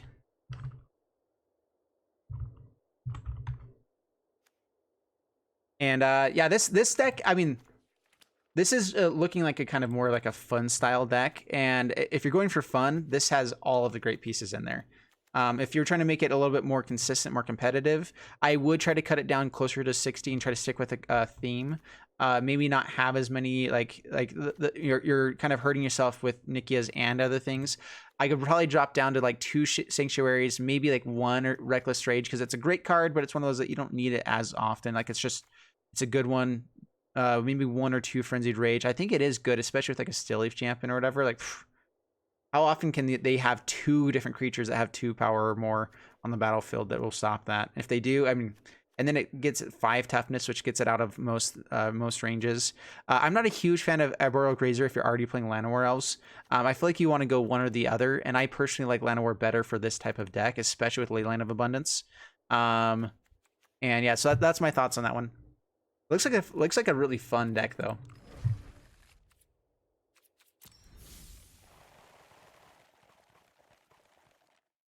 Oh. I don't know why my Discord keeps deciding to stop working. Did everything just shut down for a moment? Did my internet just go out?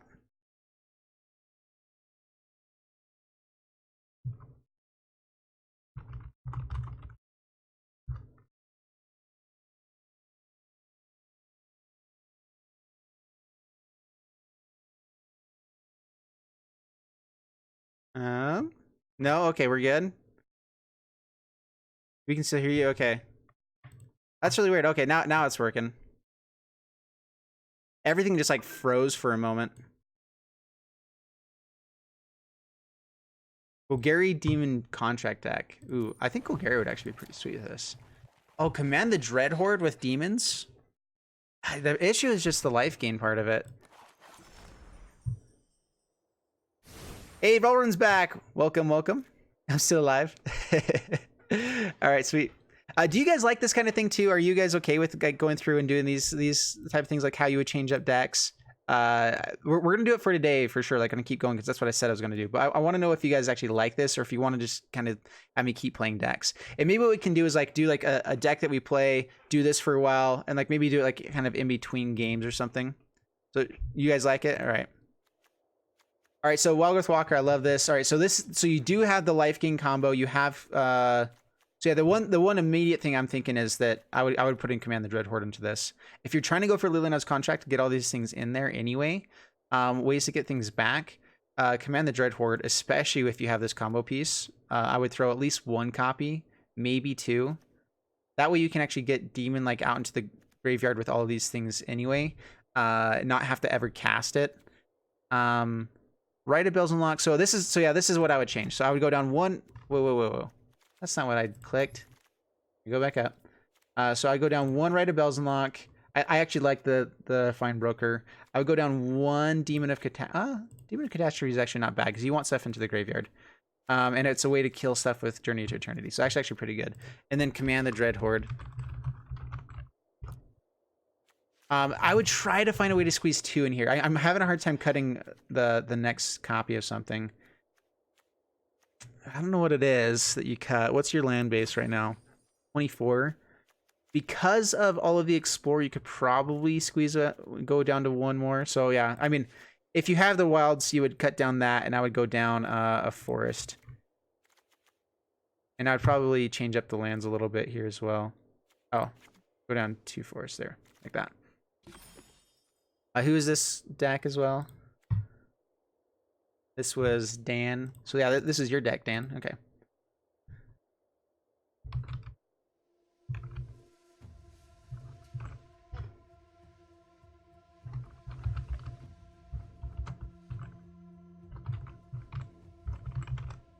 Golgari Contract. All right, so that's probably I think everything else with this deck looks pretty sweet. I think that I like the Journey to Eternity, just like kind of grindy out value. Demon of Catastrophe works really well with these guys. You have a very aggressive start if you want it as well.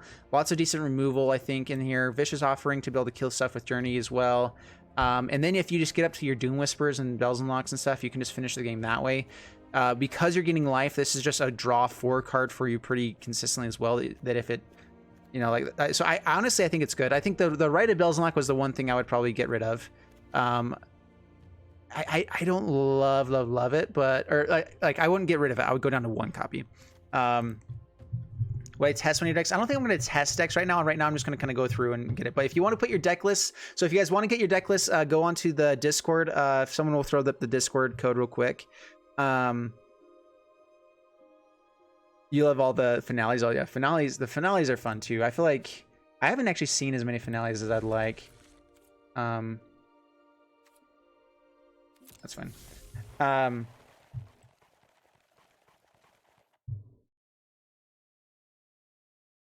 Yeah, so I'm not playing the decks right now. I could do it. So actually, maybe we can do that. Like as we go through these ones, I want to get to a lot of people's decks, but then vote for if you guys want them played or whatever.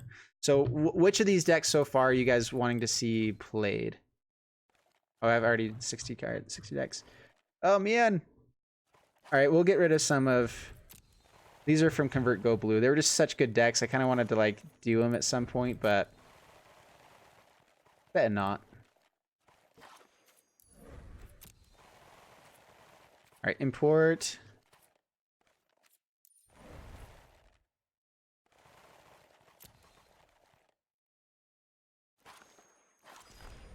Oh, and this was from Cinche.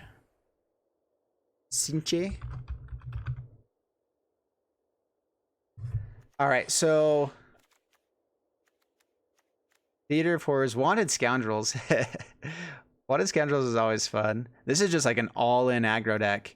All the big things that they're gonna have to deal with. Honestly, I keep wanting to try Wanted Scoundrels out.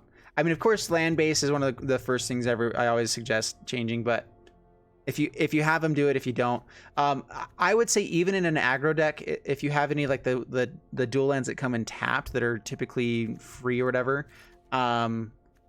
then I would still run 2, maybe 4 copies of them.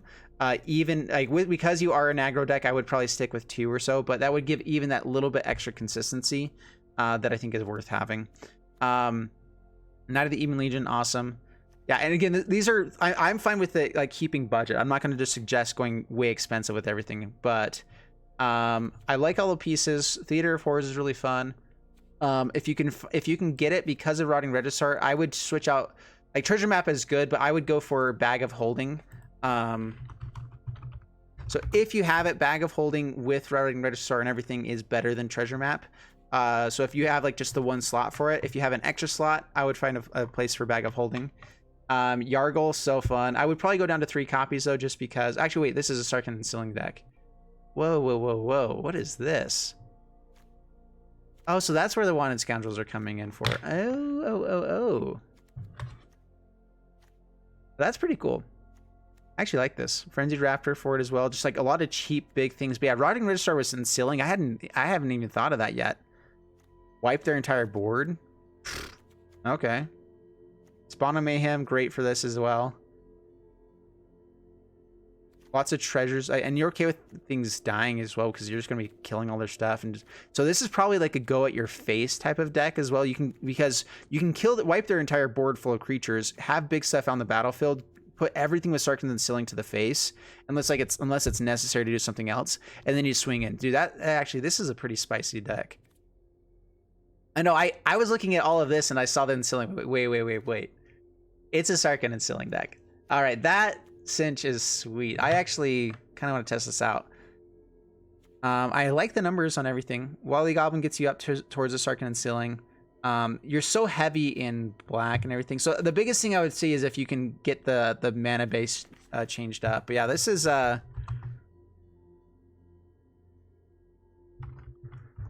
Rotting Seal. There we go. Because it's like unsealing.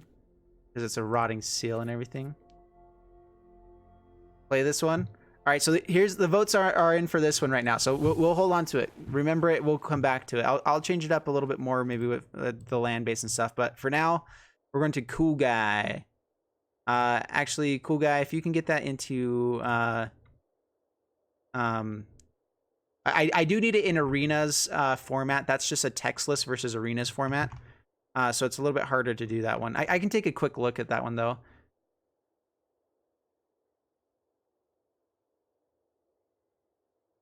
It looks good.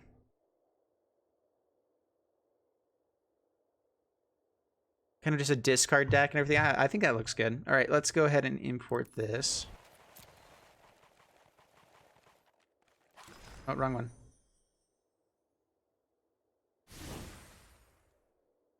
Yeah, because you're semi-aggressive and everything, I probably would go down to 23, especially, yeah, because you're not having to spend as much.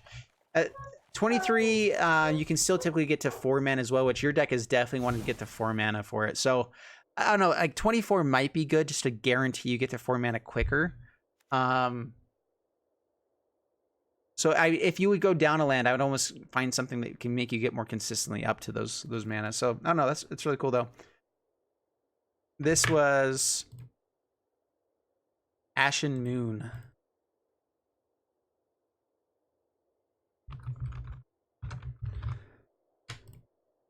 All right, so Emisizzle deck, Murmuring. So someone was telling me that they were doing a Murmuring Mystic deck with Sage's Row Denizen. I just want to say this, show this real quick. So Sage's Row Denizen, whenever a blue creature enters the battlefield under your control, target player puts the top 2 cards of the library into the graveyard. So this is another fun mill deck that you guys can try. Murmuring Mystic, whenever you cast a non-creature spell, create a blue bird that enters for Sage's Row Denizen. I feel like that's a fun idea. You can be a little bit more control-y with it and kind of just get that combo out there and just keep milling. The biggest issue is, though, I feel like the blue needs a way to create blue tokens. There's not a spell that creates tokens in blue, is there?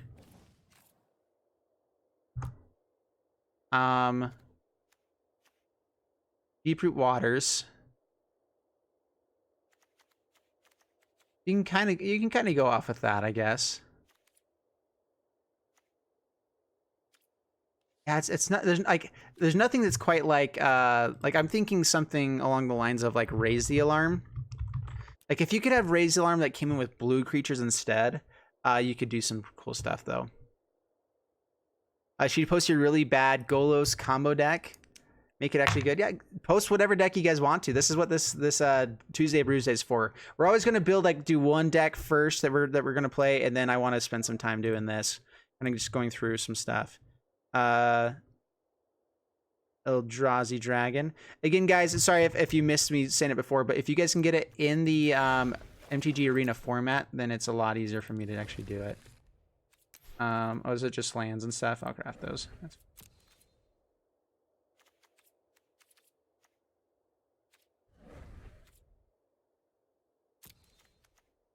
Oh, I can't. This is the issue. I don't like that they're getting the new system where it's like I have to replace the mountains in order to actually have decks. Like that's the one thing. I wish they would just automatically import the land that you have. Ooh, theater or what is this? Captive Audience deck. Eldrazi Dragon. Okay. So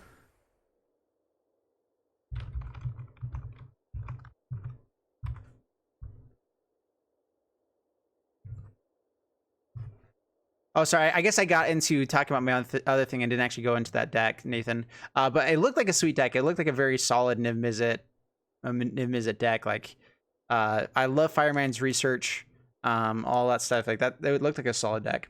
Eldrazi Dragon, Grixis. Well, I'm out of here. I'm just kidding.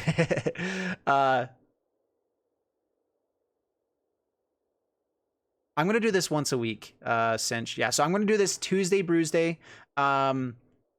So yeah, every Tuesday morning.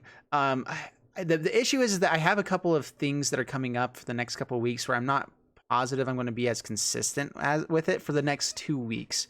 But after that, I'll probably be doing a lot of stuff as well. Yeah, Nathan, that looked like a sweet deck. Like that's why I was like, oh, this is good. I don't need to spend too much time on it.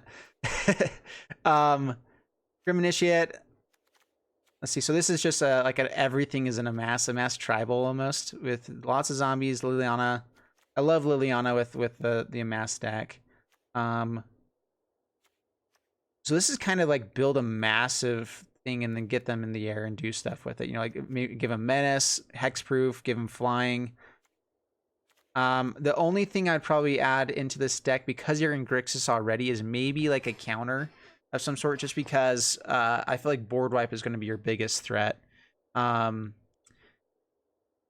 Captive Audience is really fun here as well with it. God's Fair Statue. I do feel like these two cards are a little bit awkward. I guess the 5 black zombie creature tokens with all the things that you have going on is pretty cool.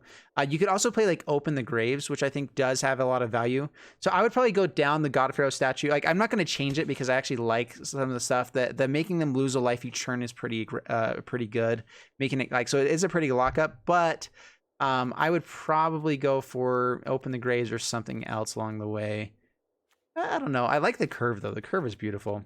Maybe just even a second copy of Liliana. Like that, honestly, like if you have another copy of Liliana, I would take this out and do that. Captive Audience, I like it for the spice, and so I would keep it. That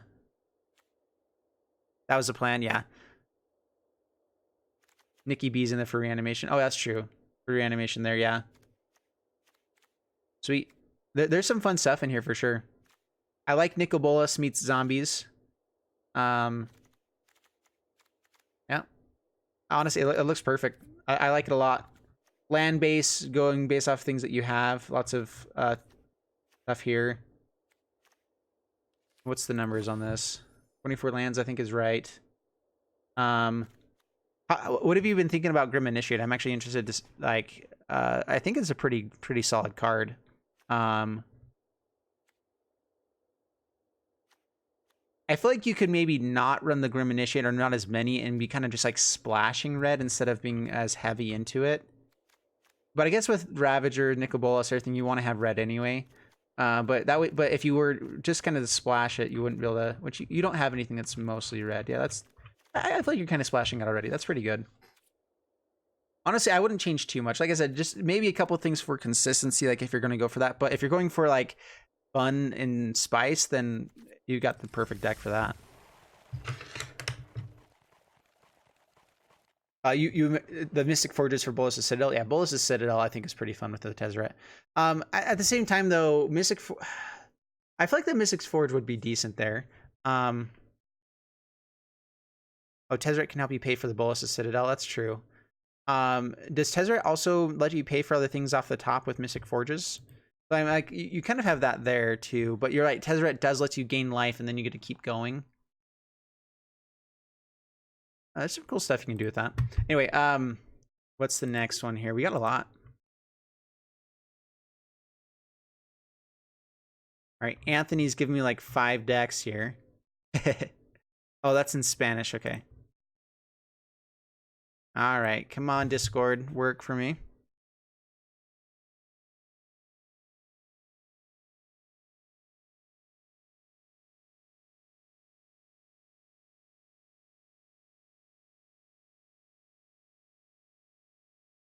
All right, and then we'll stop with Volrens there, and then we'll start playing some decks. So whatever one, so you guys get in the votes of which deck you want me to play here. Did I run out? Was that at 60 cards? Yeah. Let's drop this one. And I don't think I'm going to do the Horror Tribal. Devin, I'm sorry. Actually, I'm still trying to figure out how to get that one to where I want it. How do I get in the votes? Oh, let me put up an iCard actually, and then we'll do that way. Actually, just type in the deck that you guys think was the best or whatever, or the one that you guys want to see played the most, because there's a difference between the one that you think is best and the thing that's the most fun. This was Anthony, right?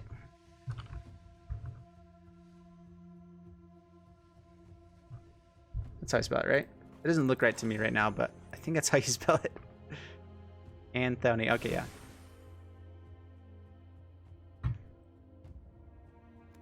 All right, so with this one, another Grixis deck.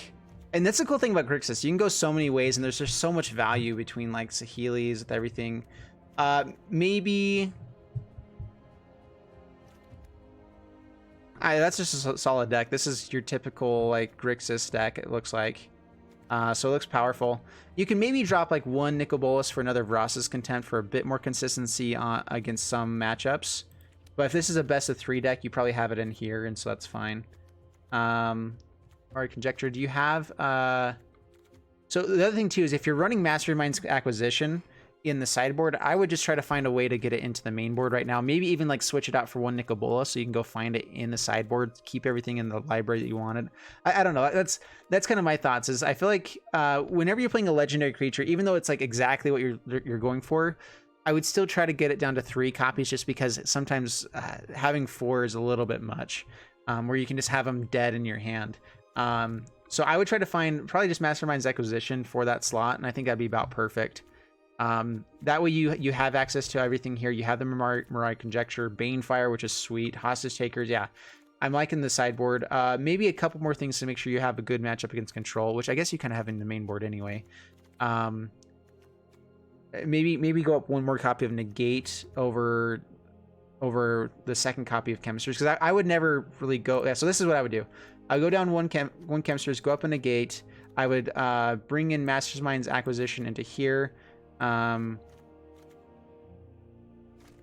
down one Nicol Bolas, and I would increase. Let's see here. Sorcerer's Spyglass actually is pretty good. You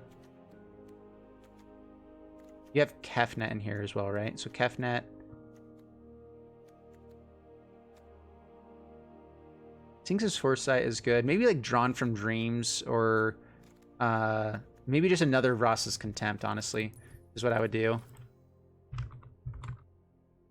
Or actually, I would actually, in the sideboard, I would bring in Chandra. I think you can get away with that. Just because it's a really good in some places. Sometimes you might need a board wipe. In your deck you have, like, Cry the Canary might not be enough, Ritual Soot. And that way you can kind of turn it into a Grixis. Like, I think Chandra could come into the main board at some points as well. I don't know. That might not be the right call. But I would do something like that. I would find one more slot for that sideboard card there, but I think overall that's a really good deck there.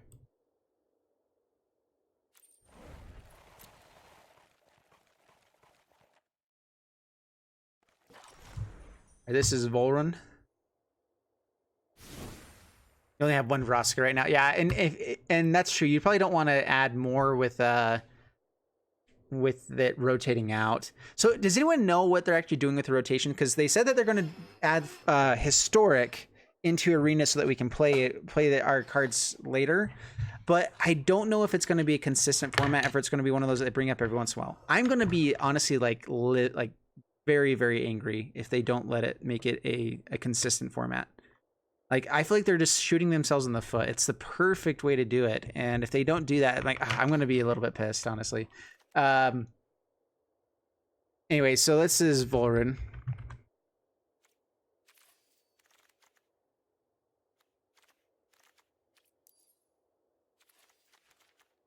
So so yeah, this is the one you're trying to get to make happen. Niv Mizzet. What's Niv Mizzet in here for? You don't have multicolored cards and everything. So yeah, this is what I would change immediately with this one. I love the idea of this. I like. Oh, so the part of the idea too is that you're just gonna try to get some big hits with Golos. What I would do is try to just make it more consistent that you can get stuff out. So I would drop the Niv Mizzet because it doesn't actually. It only gets you like. Actually, these are even the same thing. So it gets you one card out of your whole deck that you can actually draw with it.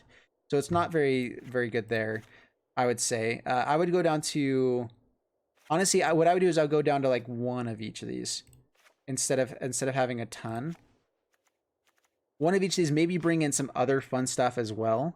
You're going five color anyway, so then I would bring in like maybe one or two more big things. And then I would go for like... just the ramp plan. So I would bring in Nissa. Like 2 copies of Nissa, so you have that 5-drop slot. I would go down Drawn for Dreams also. Oh, you could put them back in the you could put them on the bottom of the library in any order. So this just helps you find the Golos. I would still go down the Drawn from Dreams. Down to 2 copies there. Add Joda. Joda wouldn't be bad. I mean, that's a fun piece if you're already going for the 5 color. I would bring in 1 copy of Joda. Spark Devil kind of lets you, I don't know, yeah. I like the Hydra Crisis. I like all the ramp you have here, and then maybe even like ley lines. You're heavy in green throughout the land base, so I think this is good. All right, so let's grab those. And then, so now you have 5 cards. But this is the thing is, with Golos, you're kind of taking the gamble with it anyway, but you have to be okay with hitting these things with Golos as well. Like you pay 7 mana, but the whole idea is that you get 3 cards that you can play. And so if it was one of these, and a Drawn from Dreams, you're still getting your 7 mana value worth that you got to draw 3 cards and then play them for free. And so there's still a lot of value with that. And so I think that's my thoughts with Golos is there's a lot of tap lands here as well. Overall, it's not terrible. Yeah, I think this is fun, and maybe like Elvish Rejuvenator. Elvish Rejuvenator wouldn't be bad. Maybe Gift of Paradise. That's the way you're gaining some life. You have a little bit earlier curve, and then I would go up for the. Actually, I would go up to the. See, Golos. If you're going for the Golos, this is where I would go for 3 to 4 copies of Golos, if you have it. Joda is kind of fun as well. That way you can cast things that you get into your hand as well. Yeah, I would go for just like the ramp plan. So that's how I would change it up. Chromatic Lantern would be necessary. So maybe we'd actually drop. Spark Double. Spark Double lets you copy some of the big things that you do get out there. So I like the spice of that. But I would go for Gift of Paradise. If you feel like you're not gaining enough life, go back to Gift of Paradise, but then otherwise go to Chromatic Lantern. Chromatic Lantern is going to be a little bit more consistent for you. The one thing with Chromatic Lantern I was noticing, though, is like... well, yeah. This is how I would build it. That's the changes that I would make. I like the Nissa. Lets you get up to like Zakama or whatever. You get to untap, play other things. I think you have the colors just fine to be able to get to it. I like Shalai. I like Spark Double.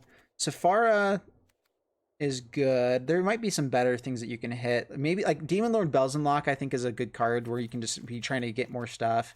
But I guess it goes against like keeping it in the library as well. Yeah, so that's what I would change with it there. I guess I should probably be like exporting these back in.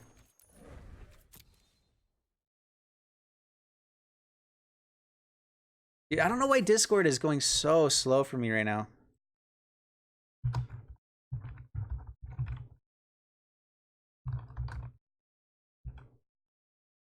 Oops. All right, so that's what I would do for your deck there, Volran. All right, we got a couple more in here.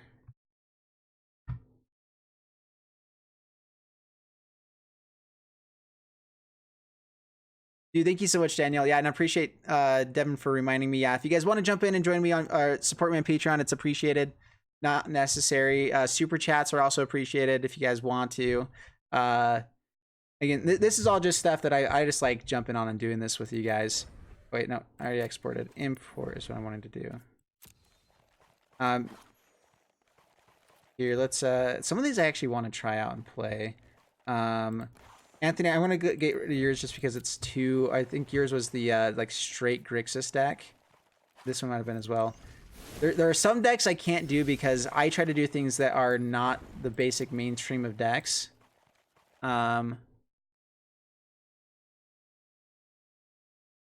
So like you don't typically see me play decks that everyone else is playing, unless I try to get out there before they do it.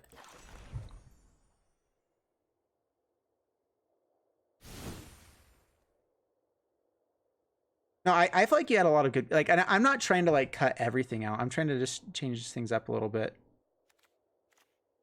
Oh, what was that? I got the wrong. Oh, I must have copied it wrong there.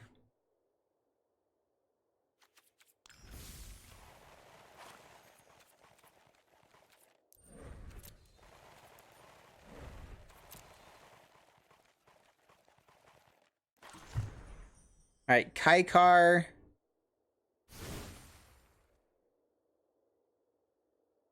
Your deck got skipped and you came with today's deck. Did you put it in arena format or not? I did skip over a couple that didn't get put in arena format. If it's just put in text list, I'm not. I want to be able to do it here because this is where I have the visual for everybody. All right, so this is looking pretty sweet. This was Callisti, whatever. How do you spell it? Callisti.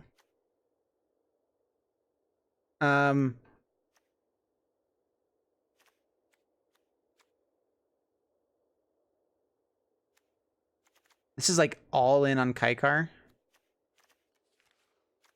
So my initial thoughts right now is Winged Words I like, but I don't love it. It's gonna take you a while to actually get it out. Like it's not a turn 2 card for you. Like you're so heavy in 3 drops right now that like what are your plans for turn 1, 2, and 3 if they just have a massive board? Like hopefully you get the Flame Sweep. Winged Words, like you aren't able to get out early game creatures for this, and so that would be my initial thought. Is like I would change this for Chart a Course or Opt or something that you can just have a little more of a cantrip. You're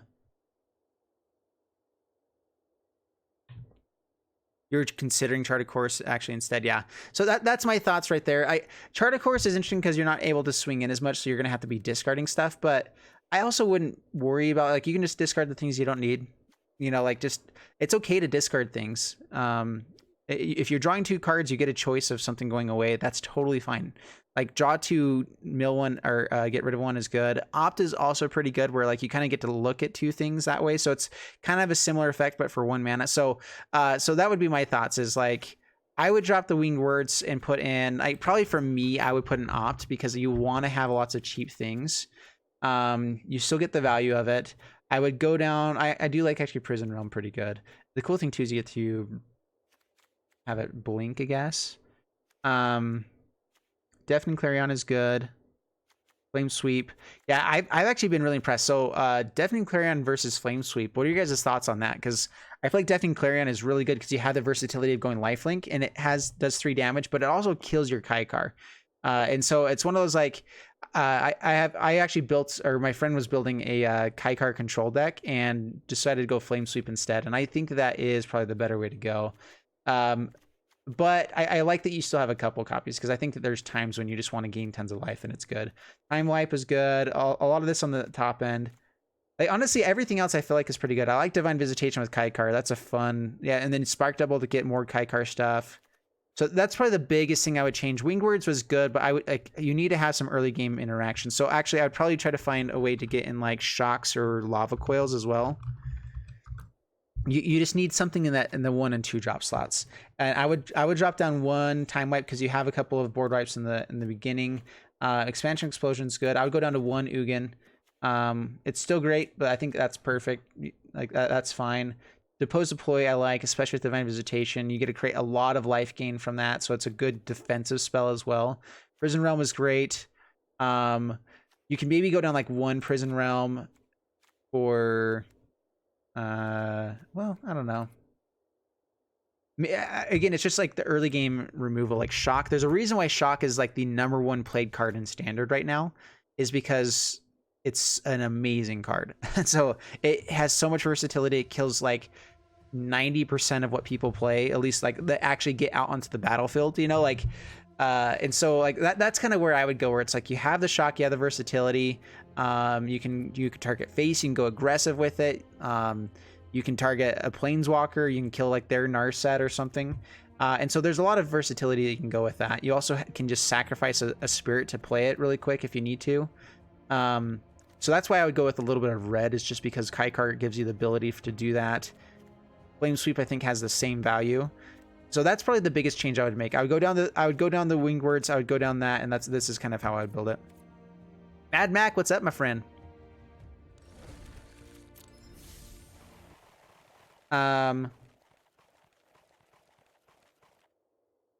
Yeah, so I'm not going to grab it right now.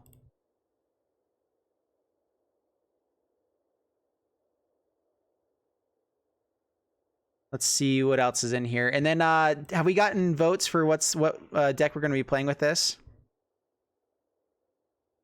Oh, was that trying to be rotation proof? I'm not sure. I wasn't really checking into that. That's true too. Like, so what are you guys' thoughts with rotation proof stuff? I've been kind of holding back. I've been wanting to still play all of Magic, like where it's like we have all these cards and I want to make sure we have fun with it right now. And probably like the last month, I'm going to be doing a lot more rotation proof type stuff. But if you guys want me to start doing rotation proof stuff now for videos, just so you can kind of build up 2 decks or whatever, then we can do that too. I think it's just hard to do it without like knowing what Throne of Eldraine is going to have or whatever. Do a quick straw poll. I think there is a way for me to do a straw poll. I don't actually know where though.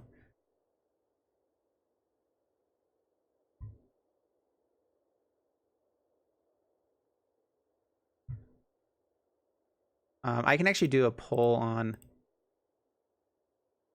Give me like the nominations, then I'll do an iCard that will give a poll there for everyone, and then we can kind of see what's the best one.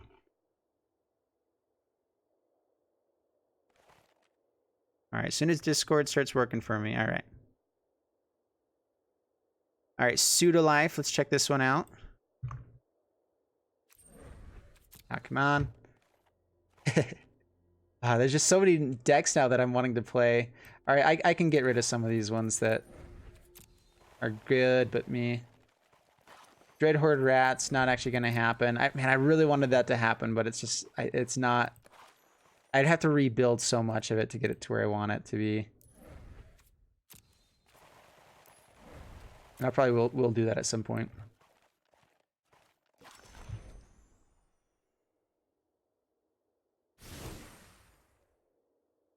This was, as soon as Discord lets me scroll back up, I'll know who it's from.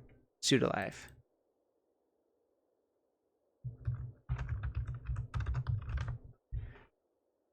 All right. So this deck, I don't have 4 copies of Tezzeret. I'm missing one. Makes sense. All right. Yeah, this is looking good. So this is kind of similar to what the other one was. But this is kind of all in on Tezzeret and getting all of these things out and making it happen, which I think this is good.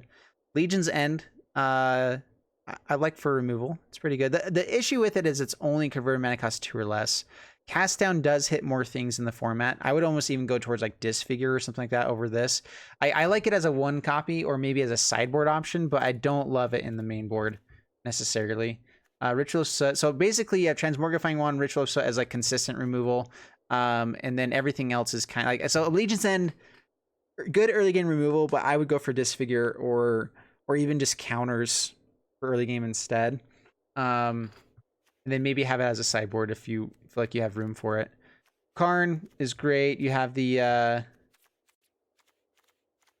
do you not have the Guardians of Koilos or whatever they're called? So Guardians of Koilos, what it does, I'm not sure if you guys know the combo, right? So as long as you have enough creatures or enough tokens, artifacts out on the battlefield, you can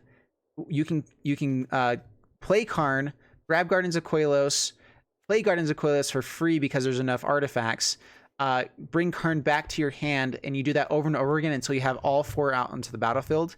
It creates a lot more artifacts for you if you have like Karn or the other Karn or something like that out there. It grows your other guys.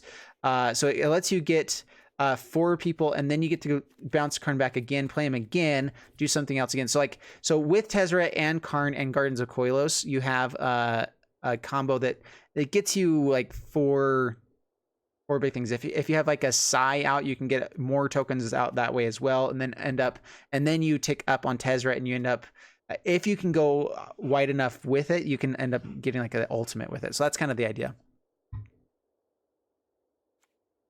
Let's go ahead and stop and play after this one. Yeah, so yeah, Shikon or whatever, yeah. That's what I would do with that one. That's kind of the fun thing is there's a really great combo with Guardians of Koilos. So that's like pretty much the only thing I would change with this. Maybe Legion's End can find a better removal spell. I think Amulet of Safekeeping is more of a sideboard card as well. And I would go for like Bag of Holding. Bag of Holding is perfect for this deck, where you can get your Tezzeret into the Bag of Holding early on, get everything. Yeah, so that's the other thing. So I would go down Amulet. So I'll do it really quick. So Amulet side that down Legion's End. I would go Bag of Holding. I would go 2 copies. It's another 1-drop 2, which is what you're looking for. Maybe you can bring in Psy as well. Like, honestly, that's what I would do. I'd go 1 Psy. It works well with Guardians of Coilus, and then I would switch to Guardians of Coilus. I'm not going to do that right now, but that's what I would do. I love the Amulet of Safekeeping. I think it's great against some matchups, especially if you're playing best of 3. But otherwise, I think that's kind of what I would do. All right, let me just see. Did anyone else submit one real quick? All right, we've got a few others. So I am going to take I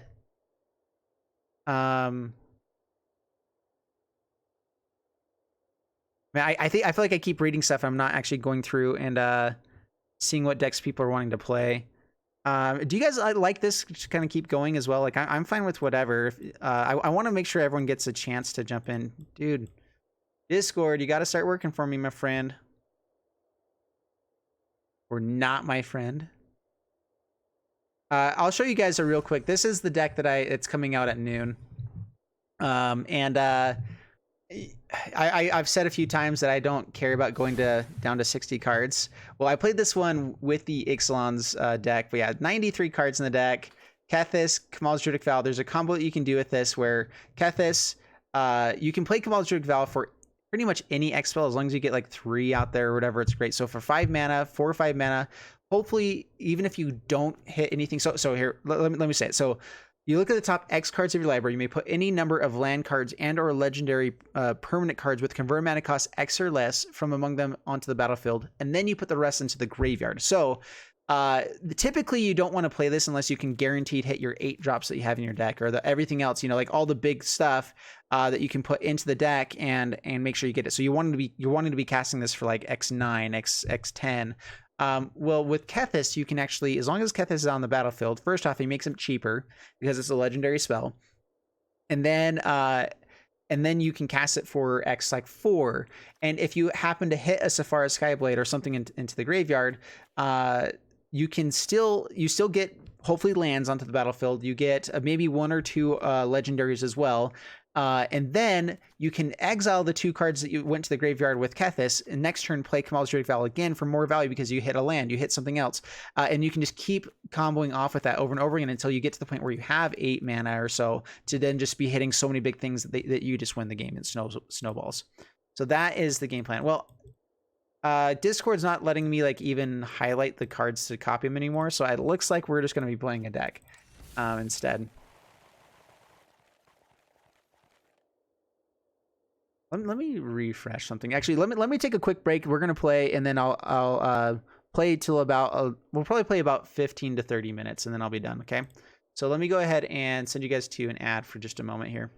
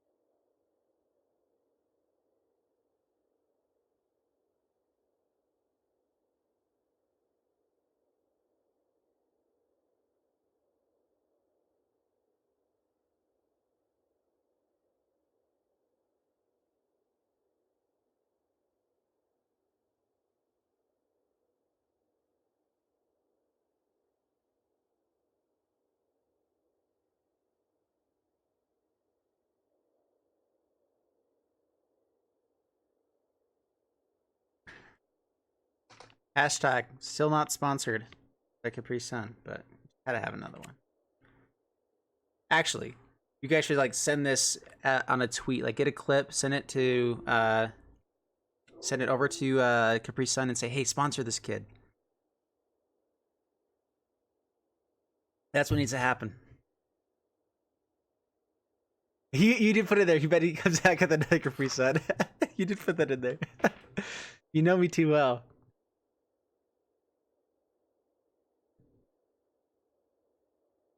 Lauren, that's perfect.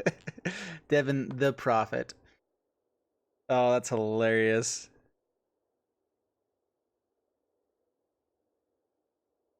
All right, well, let's play one of these. And actually, I want to play this this Rotting Seal deck. This looks really cool. I'll probably end up doing a video on this before too long as well. I might change a few more things up if it's for mine. Let's the land base is what I wanted to change first.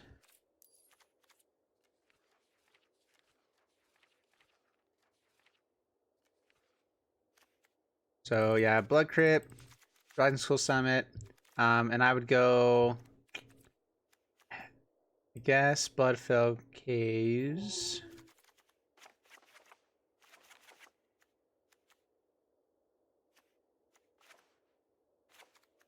And then let's see, is there anything else that we want here?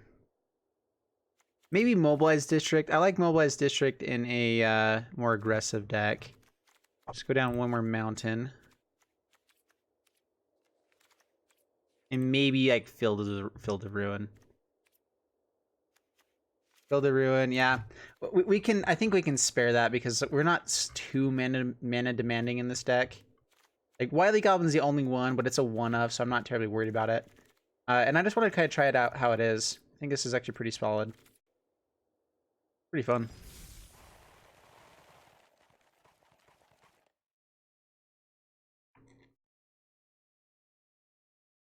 Play the deck that I want to play, Works Like a Charm, yeah.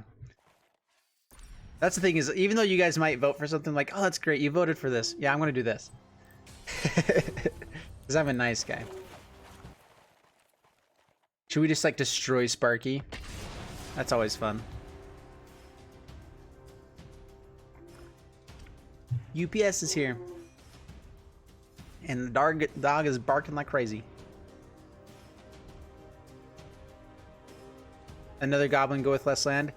I wouldn't drop too many more lands, even if it was for Wily Goblin, because Sarkin and Sealing, you want to be able to hit 4 lands consistently with it. And so I think that the deck is actually set up okay. I will tell her you said hi, Devin. She's not here right now, though. But when she gets back, I will say so. Up against player.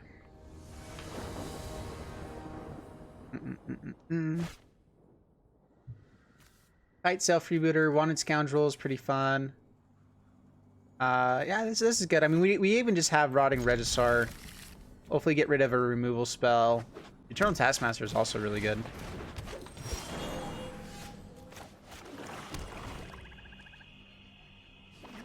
My Capri Sun addiction. Hey, she's the one that got the Capri Suns. I'm just saying. Really, turn 2 Risen Reef. Alright, so here's the question. Is this actually even going to be worthwhile? If they have an Omnath, I guess Omnath stays alive. This stays alive through Omnath. We're going to go on at Scoundrels time. Go for the beatdown mode. The biggest thing is, with this deck, it depends on the way they build it, but a lot of times Kite Self-Rebooter is just a dead card. Alright, so it is Sultai.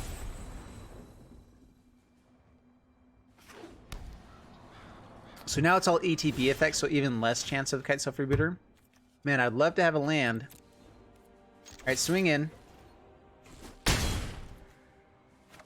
Scoundrels. We're gonna keep going for it.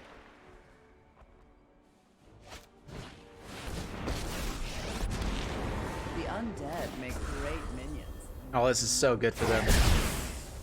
Yeah, we're... Draw 2 cards, gain 4 mana. This is the issue with Wanted Scoundrels.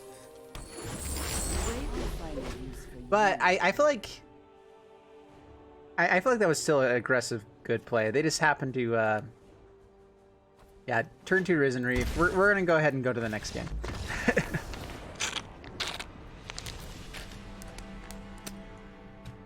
There we go. Dude, life is good when you have a Caprice. Sorry, that drink that I had in my hand that is not sponsored.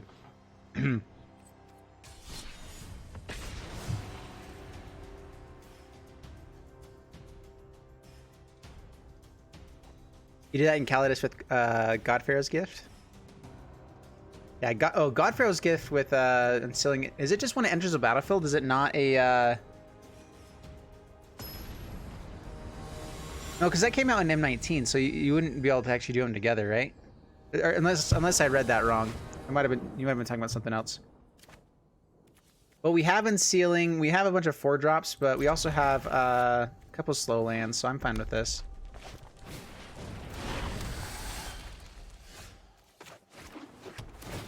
Gain some life. That's right. I love gaining life in the face of a aggro deck. All right, Unsealing into Helion will be so good here. We just have to survive. Hopefully I don't find too many things along the way. And all of these 4-drops. Budweiser in a pouch? Yeah, that's what it was. You're supposed to be mowing the lawn? Dude, take me with you. It's all good. Light up the stage, alright. We just have to stay alive for a couple more turns. They did find the Cavalcade of Calamity, though, so that's a bad thing. Are we going to be able to survive? I'm not sure. If they have Scampering Scorcher, we're just, like, straight up dead. There's a lot of 2-drops in this deck. Man, oh man, oh man.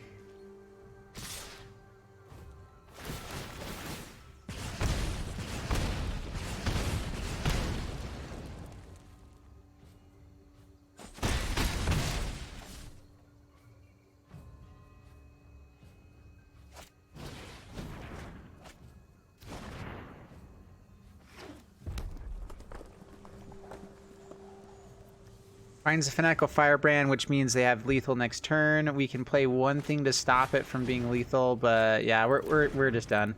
All right.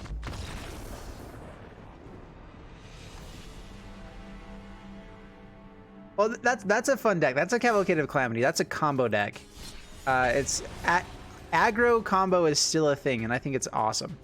So that was a sweet deck. It was just yeah, we were messing up some stuff there.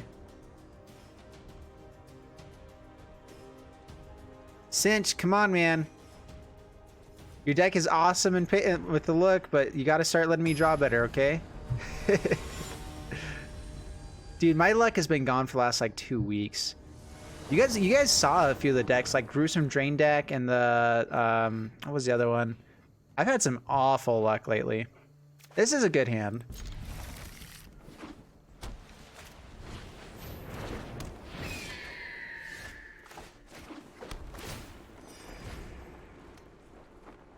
They're gonna get out the Johnny. Nope, this is birds. Uh-oh. Now my luck is pretty bad. We can just keep swinging with these guys, though. It should be good.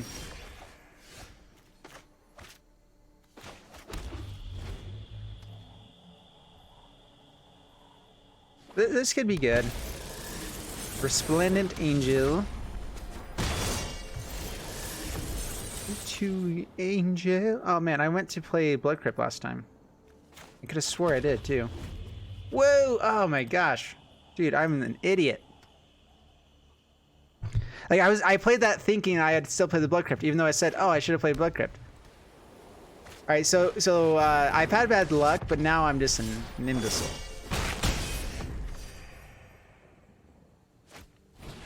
Alright, so if they have Safara on this next turn, I'm going to be so angry. But for now, Sarkin and Sealing, we get to wipe their board next turn, even if they gained a bunch of life. So if they don't have Safara, we win. If they have Safara, that's bad.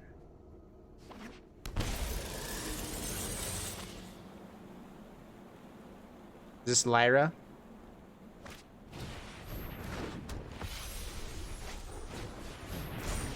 Oh my gosh, that's so insane. Alright, well, in hindsight, even if we played the Rotting Registrar, we were all sorts of dead. Yeah, apparently we need a Ritual of Soot. Well, that's the thing, though, is Sarkin and Sealing is a turn 5 Ritual of Soot every single turn, basically. So maybe we do just need to find some ramp of some sort. Like, that's the whole thing, is that Sarkin and Sealing is a turn 5 Ritual of Soot over and over and over again. So maybe it's like Cry of the Canarium that we need. But we have a lot of 1 and 2 drops, too, that we should be drawing into. So... yeah, so there was nothing, even though I made some mistakes, we were dead there.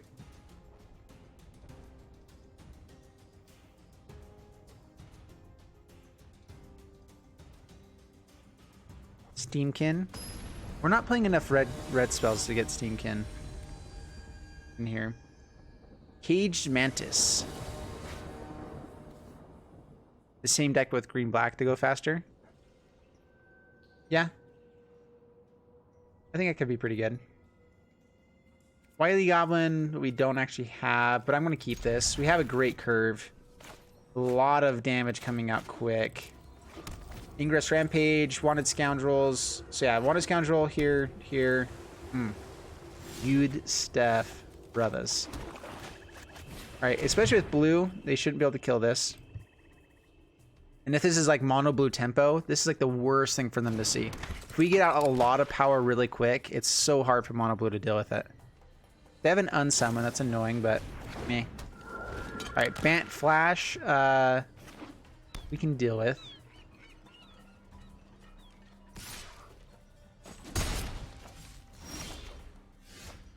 Come on.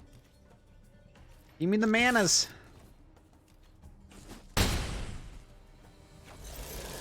I'm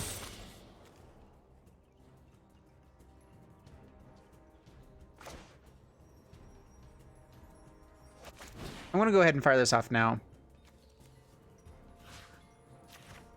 Just to keep them off a little bit of value. If we do find... this is our only one too, huh? Alright, negate. That's fine. Totally fine. Dude, we got the negate that would have hit our Sarkin and Sealing. That's exactly what we want. The issue is we have to hit land like this turn. Alright, swing it in. Down to 12, pass the turn. Dude, my luck is rough.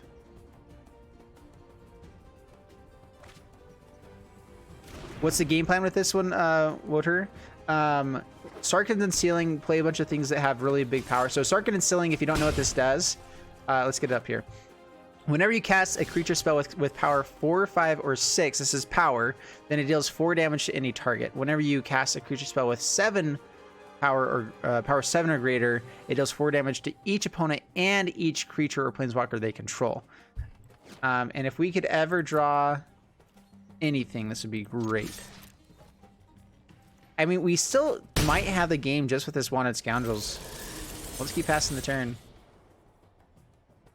They're probably like holding up Frilled Mystics and all these things. Okay, Brineborn Cutthroat. Probably going to trade off with the Wanted Scoundrels next turn.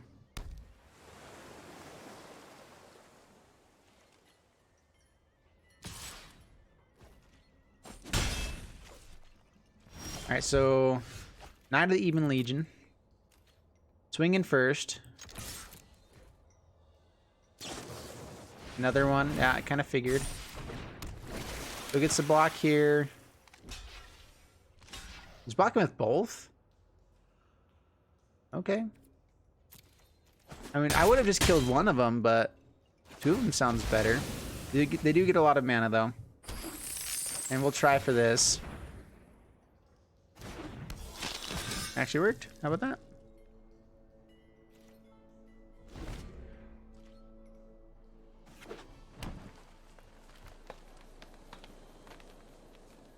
We have 24 land in the deck, actually. Unless I accidentally changed things up when I was playing around with it, but yeah, there's 24 land in the deck.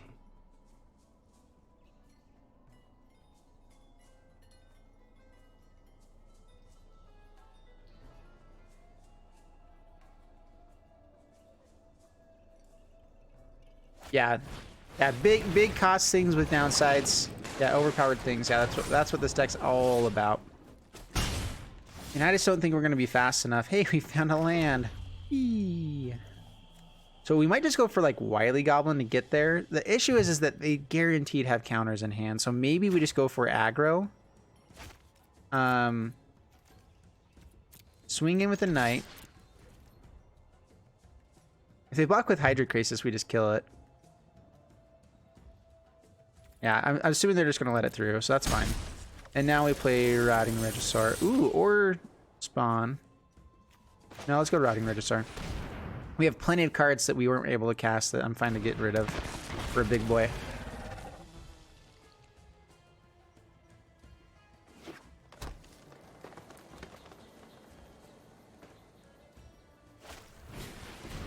So we actually have lethal on board. So they have to block with a Crisis or something next turn. Probably just holds back the Sailor and draws a card. Let's hope they don't have Unsummon.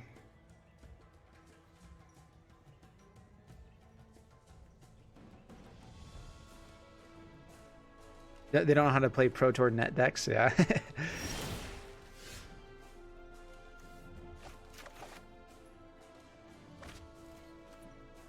All right, let's swing it in. See how they block.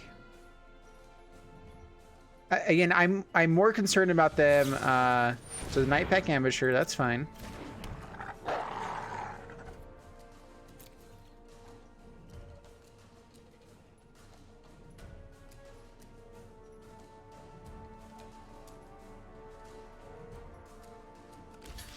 Box the Knight.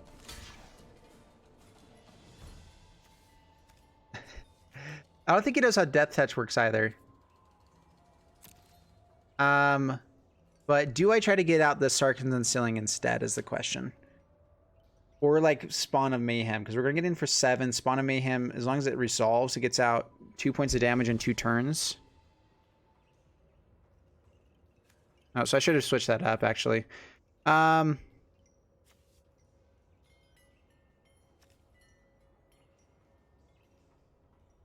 Yeah, so I think we actually don't worry about it. So down to 7. Spawn of Mayhem. We go Spawn of Mayhem over the ceiling. Don't have anything. Don't you dare. Bam. All right. Play this tap, pass the turn. And you got 2 turns, my friend. 2 turns to kill me. And you have to also not swing all in because we have 2 creatures to swing through. One with trample.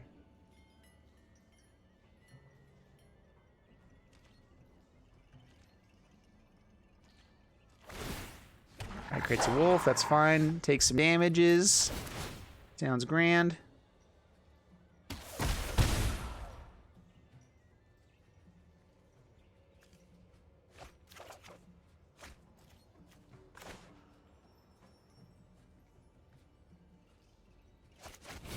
Sarkhan's Unsealing.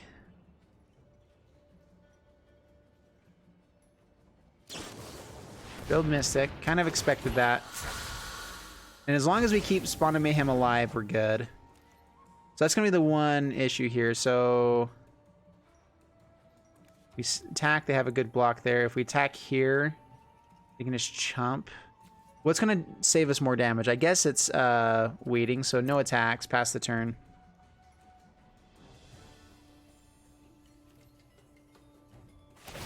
Draws a card, perfect. As long as they're not throwing down more creatures, we should be able to win this. I was worried about them playing another Night Pack Ambusher. Another Sailor, that's fine. That's all good.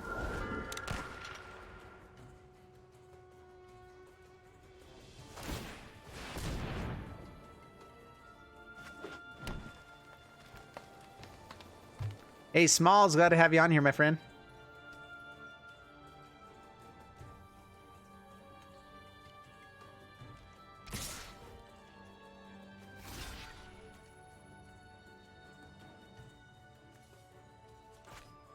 All right, well, block here. Block. I don't want to block the other wolf because I'm guessing they can grow it still. Yeah, just block there like that. Hopefully they don't kill the spawn. Down to 4. And that's game. They didn't find the end summon. Yes! Woo! I guess I would have gone down to 1 if I hadn't blocked there. So I still could have lived. The hard thing is if they could still flash in a Night Pack Ambusher, I would have been dead. So it's like, I don't know. If they had it, they probably would have played it earlier. But they did draw with the Sailor. Yeah. Anyway, we're gonna end on a win with that one because that took forever to finally get the things that we're looking for. But overall, dude, I feel like these were really fun. And if you guys want to check out the deck list again for this, the Fleet's Mill Swallower, dude, that was so fun. Yeah, we went 3-0, best of 3 with it, and I did not expect that. I honestly was like, hopefully we'll get the combo off like once or twice. We got the Fleet Swallower out like 4 times with Bond of Revival, milled in, Psychic Corrosion, even against a Gaia's deck that was playing 3 Gaia's Blessings, we still got them. That was hilarious. But yeah, so Leyland of the Void, really good against Gaia's Blessing. Apparently, that's awesome. And yeah, so this is a fun deck. So I am going to end it here with this. Thank you guys all so much for jumping on. Really appreciate it. You guys are the bestest. And yeah, really appreciate it. So we're going to be doing this pretty consistently. I'll let you guys know if schedule changes at all for the next couple of weeks. Like I might be going to Utah for 2 weeks or something like that. Plans have been kind of going in the air. I'm learning how to do some 3D printing stuff to hopefully create some like spin down dials for Commander, or maybe some deck boxes, things like that. So I'm learning how to do some 3D printing stuff for that because I have a friend that had a business doing that. And so I just wanted to kind of, so I'm going to be doing some other things like that. So anyway, yeah, love this deck. Are you going to play other decks at some point? Not on this one. I'll probably do it at another time. I wanted to kind of just go through and kind of break down the decks. I don't think I'll have time to play all of the ones every Tuesday, so I don't want to kind of start it out that way. What we'll do is Tuesday Brews-day, what we're going to be doing, I'll start out with a deck, something like this that's playing best of 3, because I don't typically play best of 3. We'll play it for the first like hour, and then I'll go into and check out your guys' decks for 30 minutes to 45 minutes, and then we'll play 1 or 2 of them is typically what we'll be doing. And I need to make a Bears background for Devin. I'll get on that right now. Anyway, so yeah, thank you guys so much for jumping on. Actually, maybe let's create another thing on Discord for like what backgrounds you guys are looking for like desktop backgrounds, because there's some of the art that I've been able to edit that's pretty cool. So maybe we can do something like that for Discord as well. And I'll see you guys in the next one, which will be Friday. It will be the next live stream at 9 a.m. And I might do it a little bit earlier because I kind of like going at 8:30. So yeah, so probably like around 8:30 Pacific time. And I'll see you guys later. Peace be unto thee, and bye-bye. And I have to actually get to the place where I end the stream, so it's not so awkward.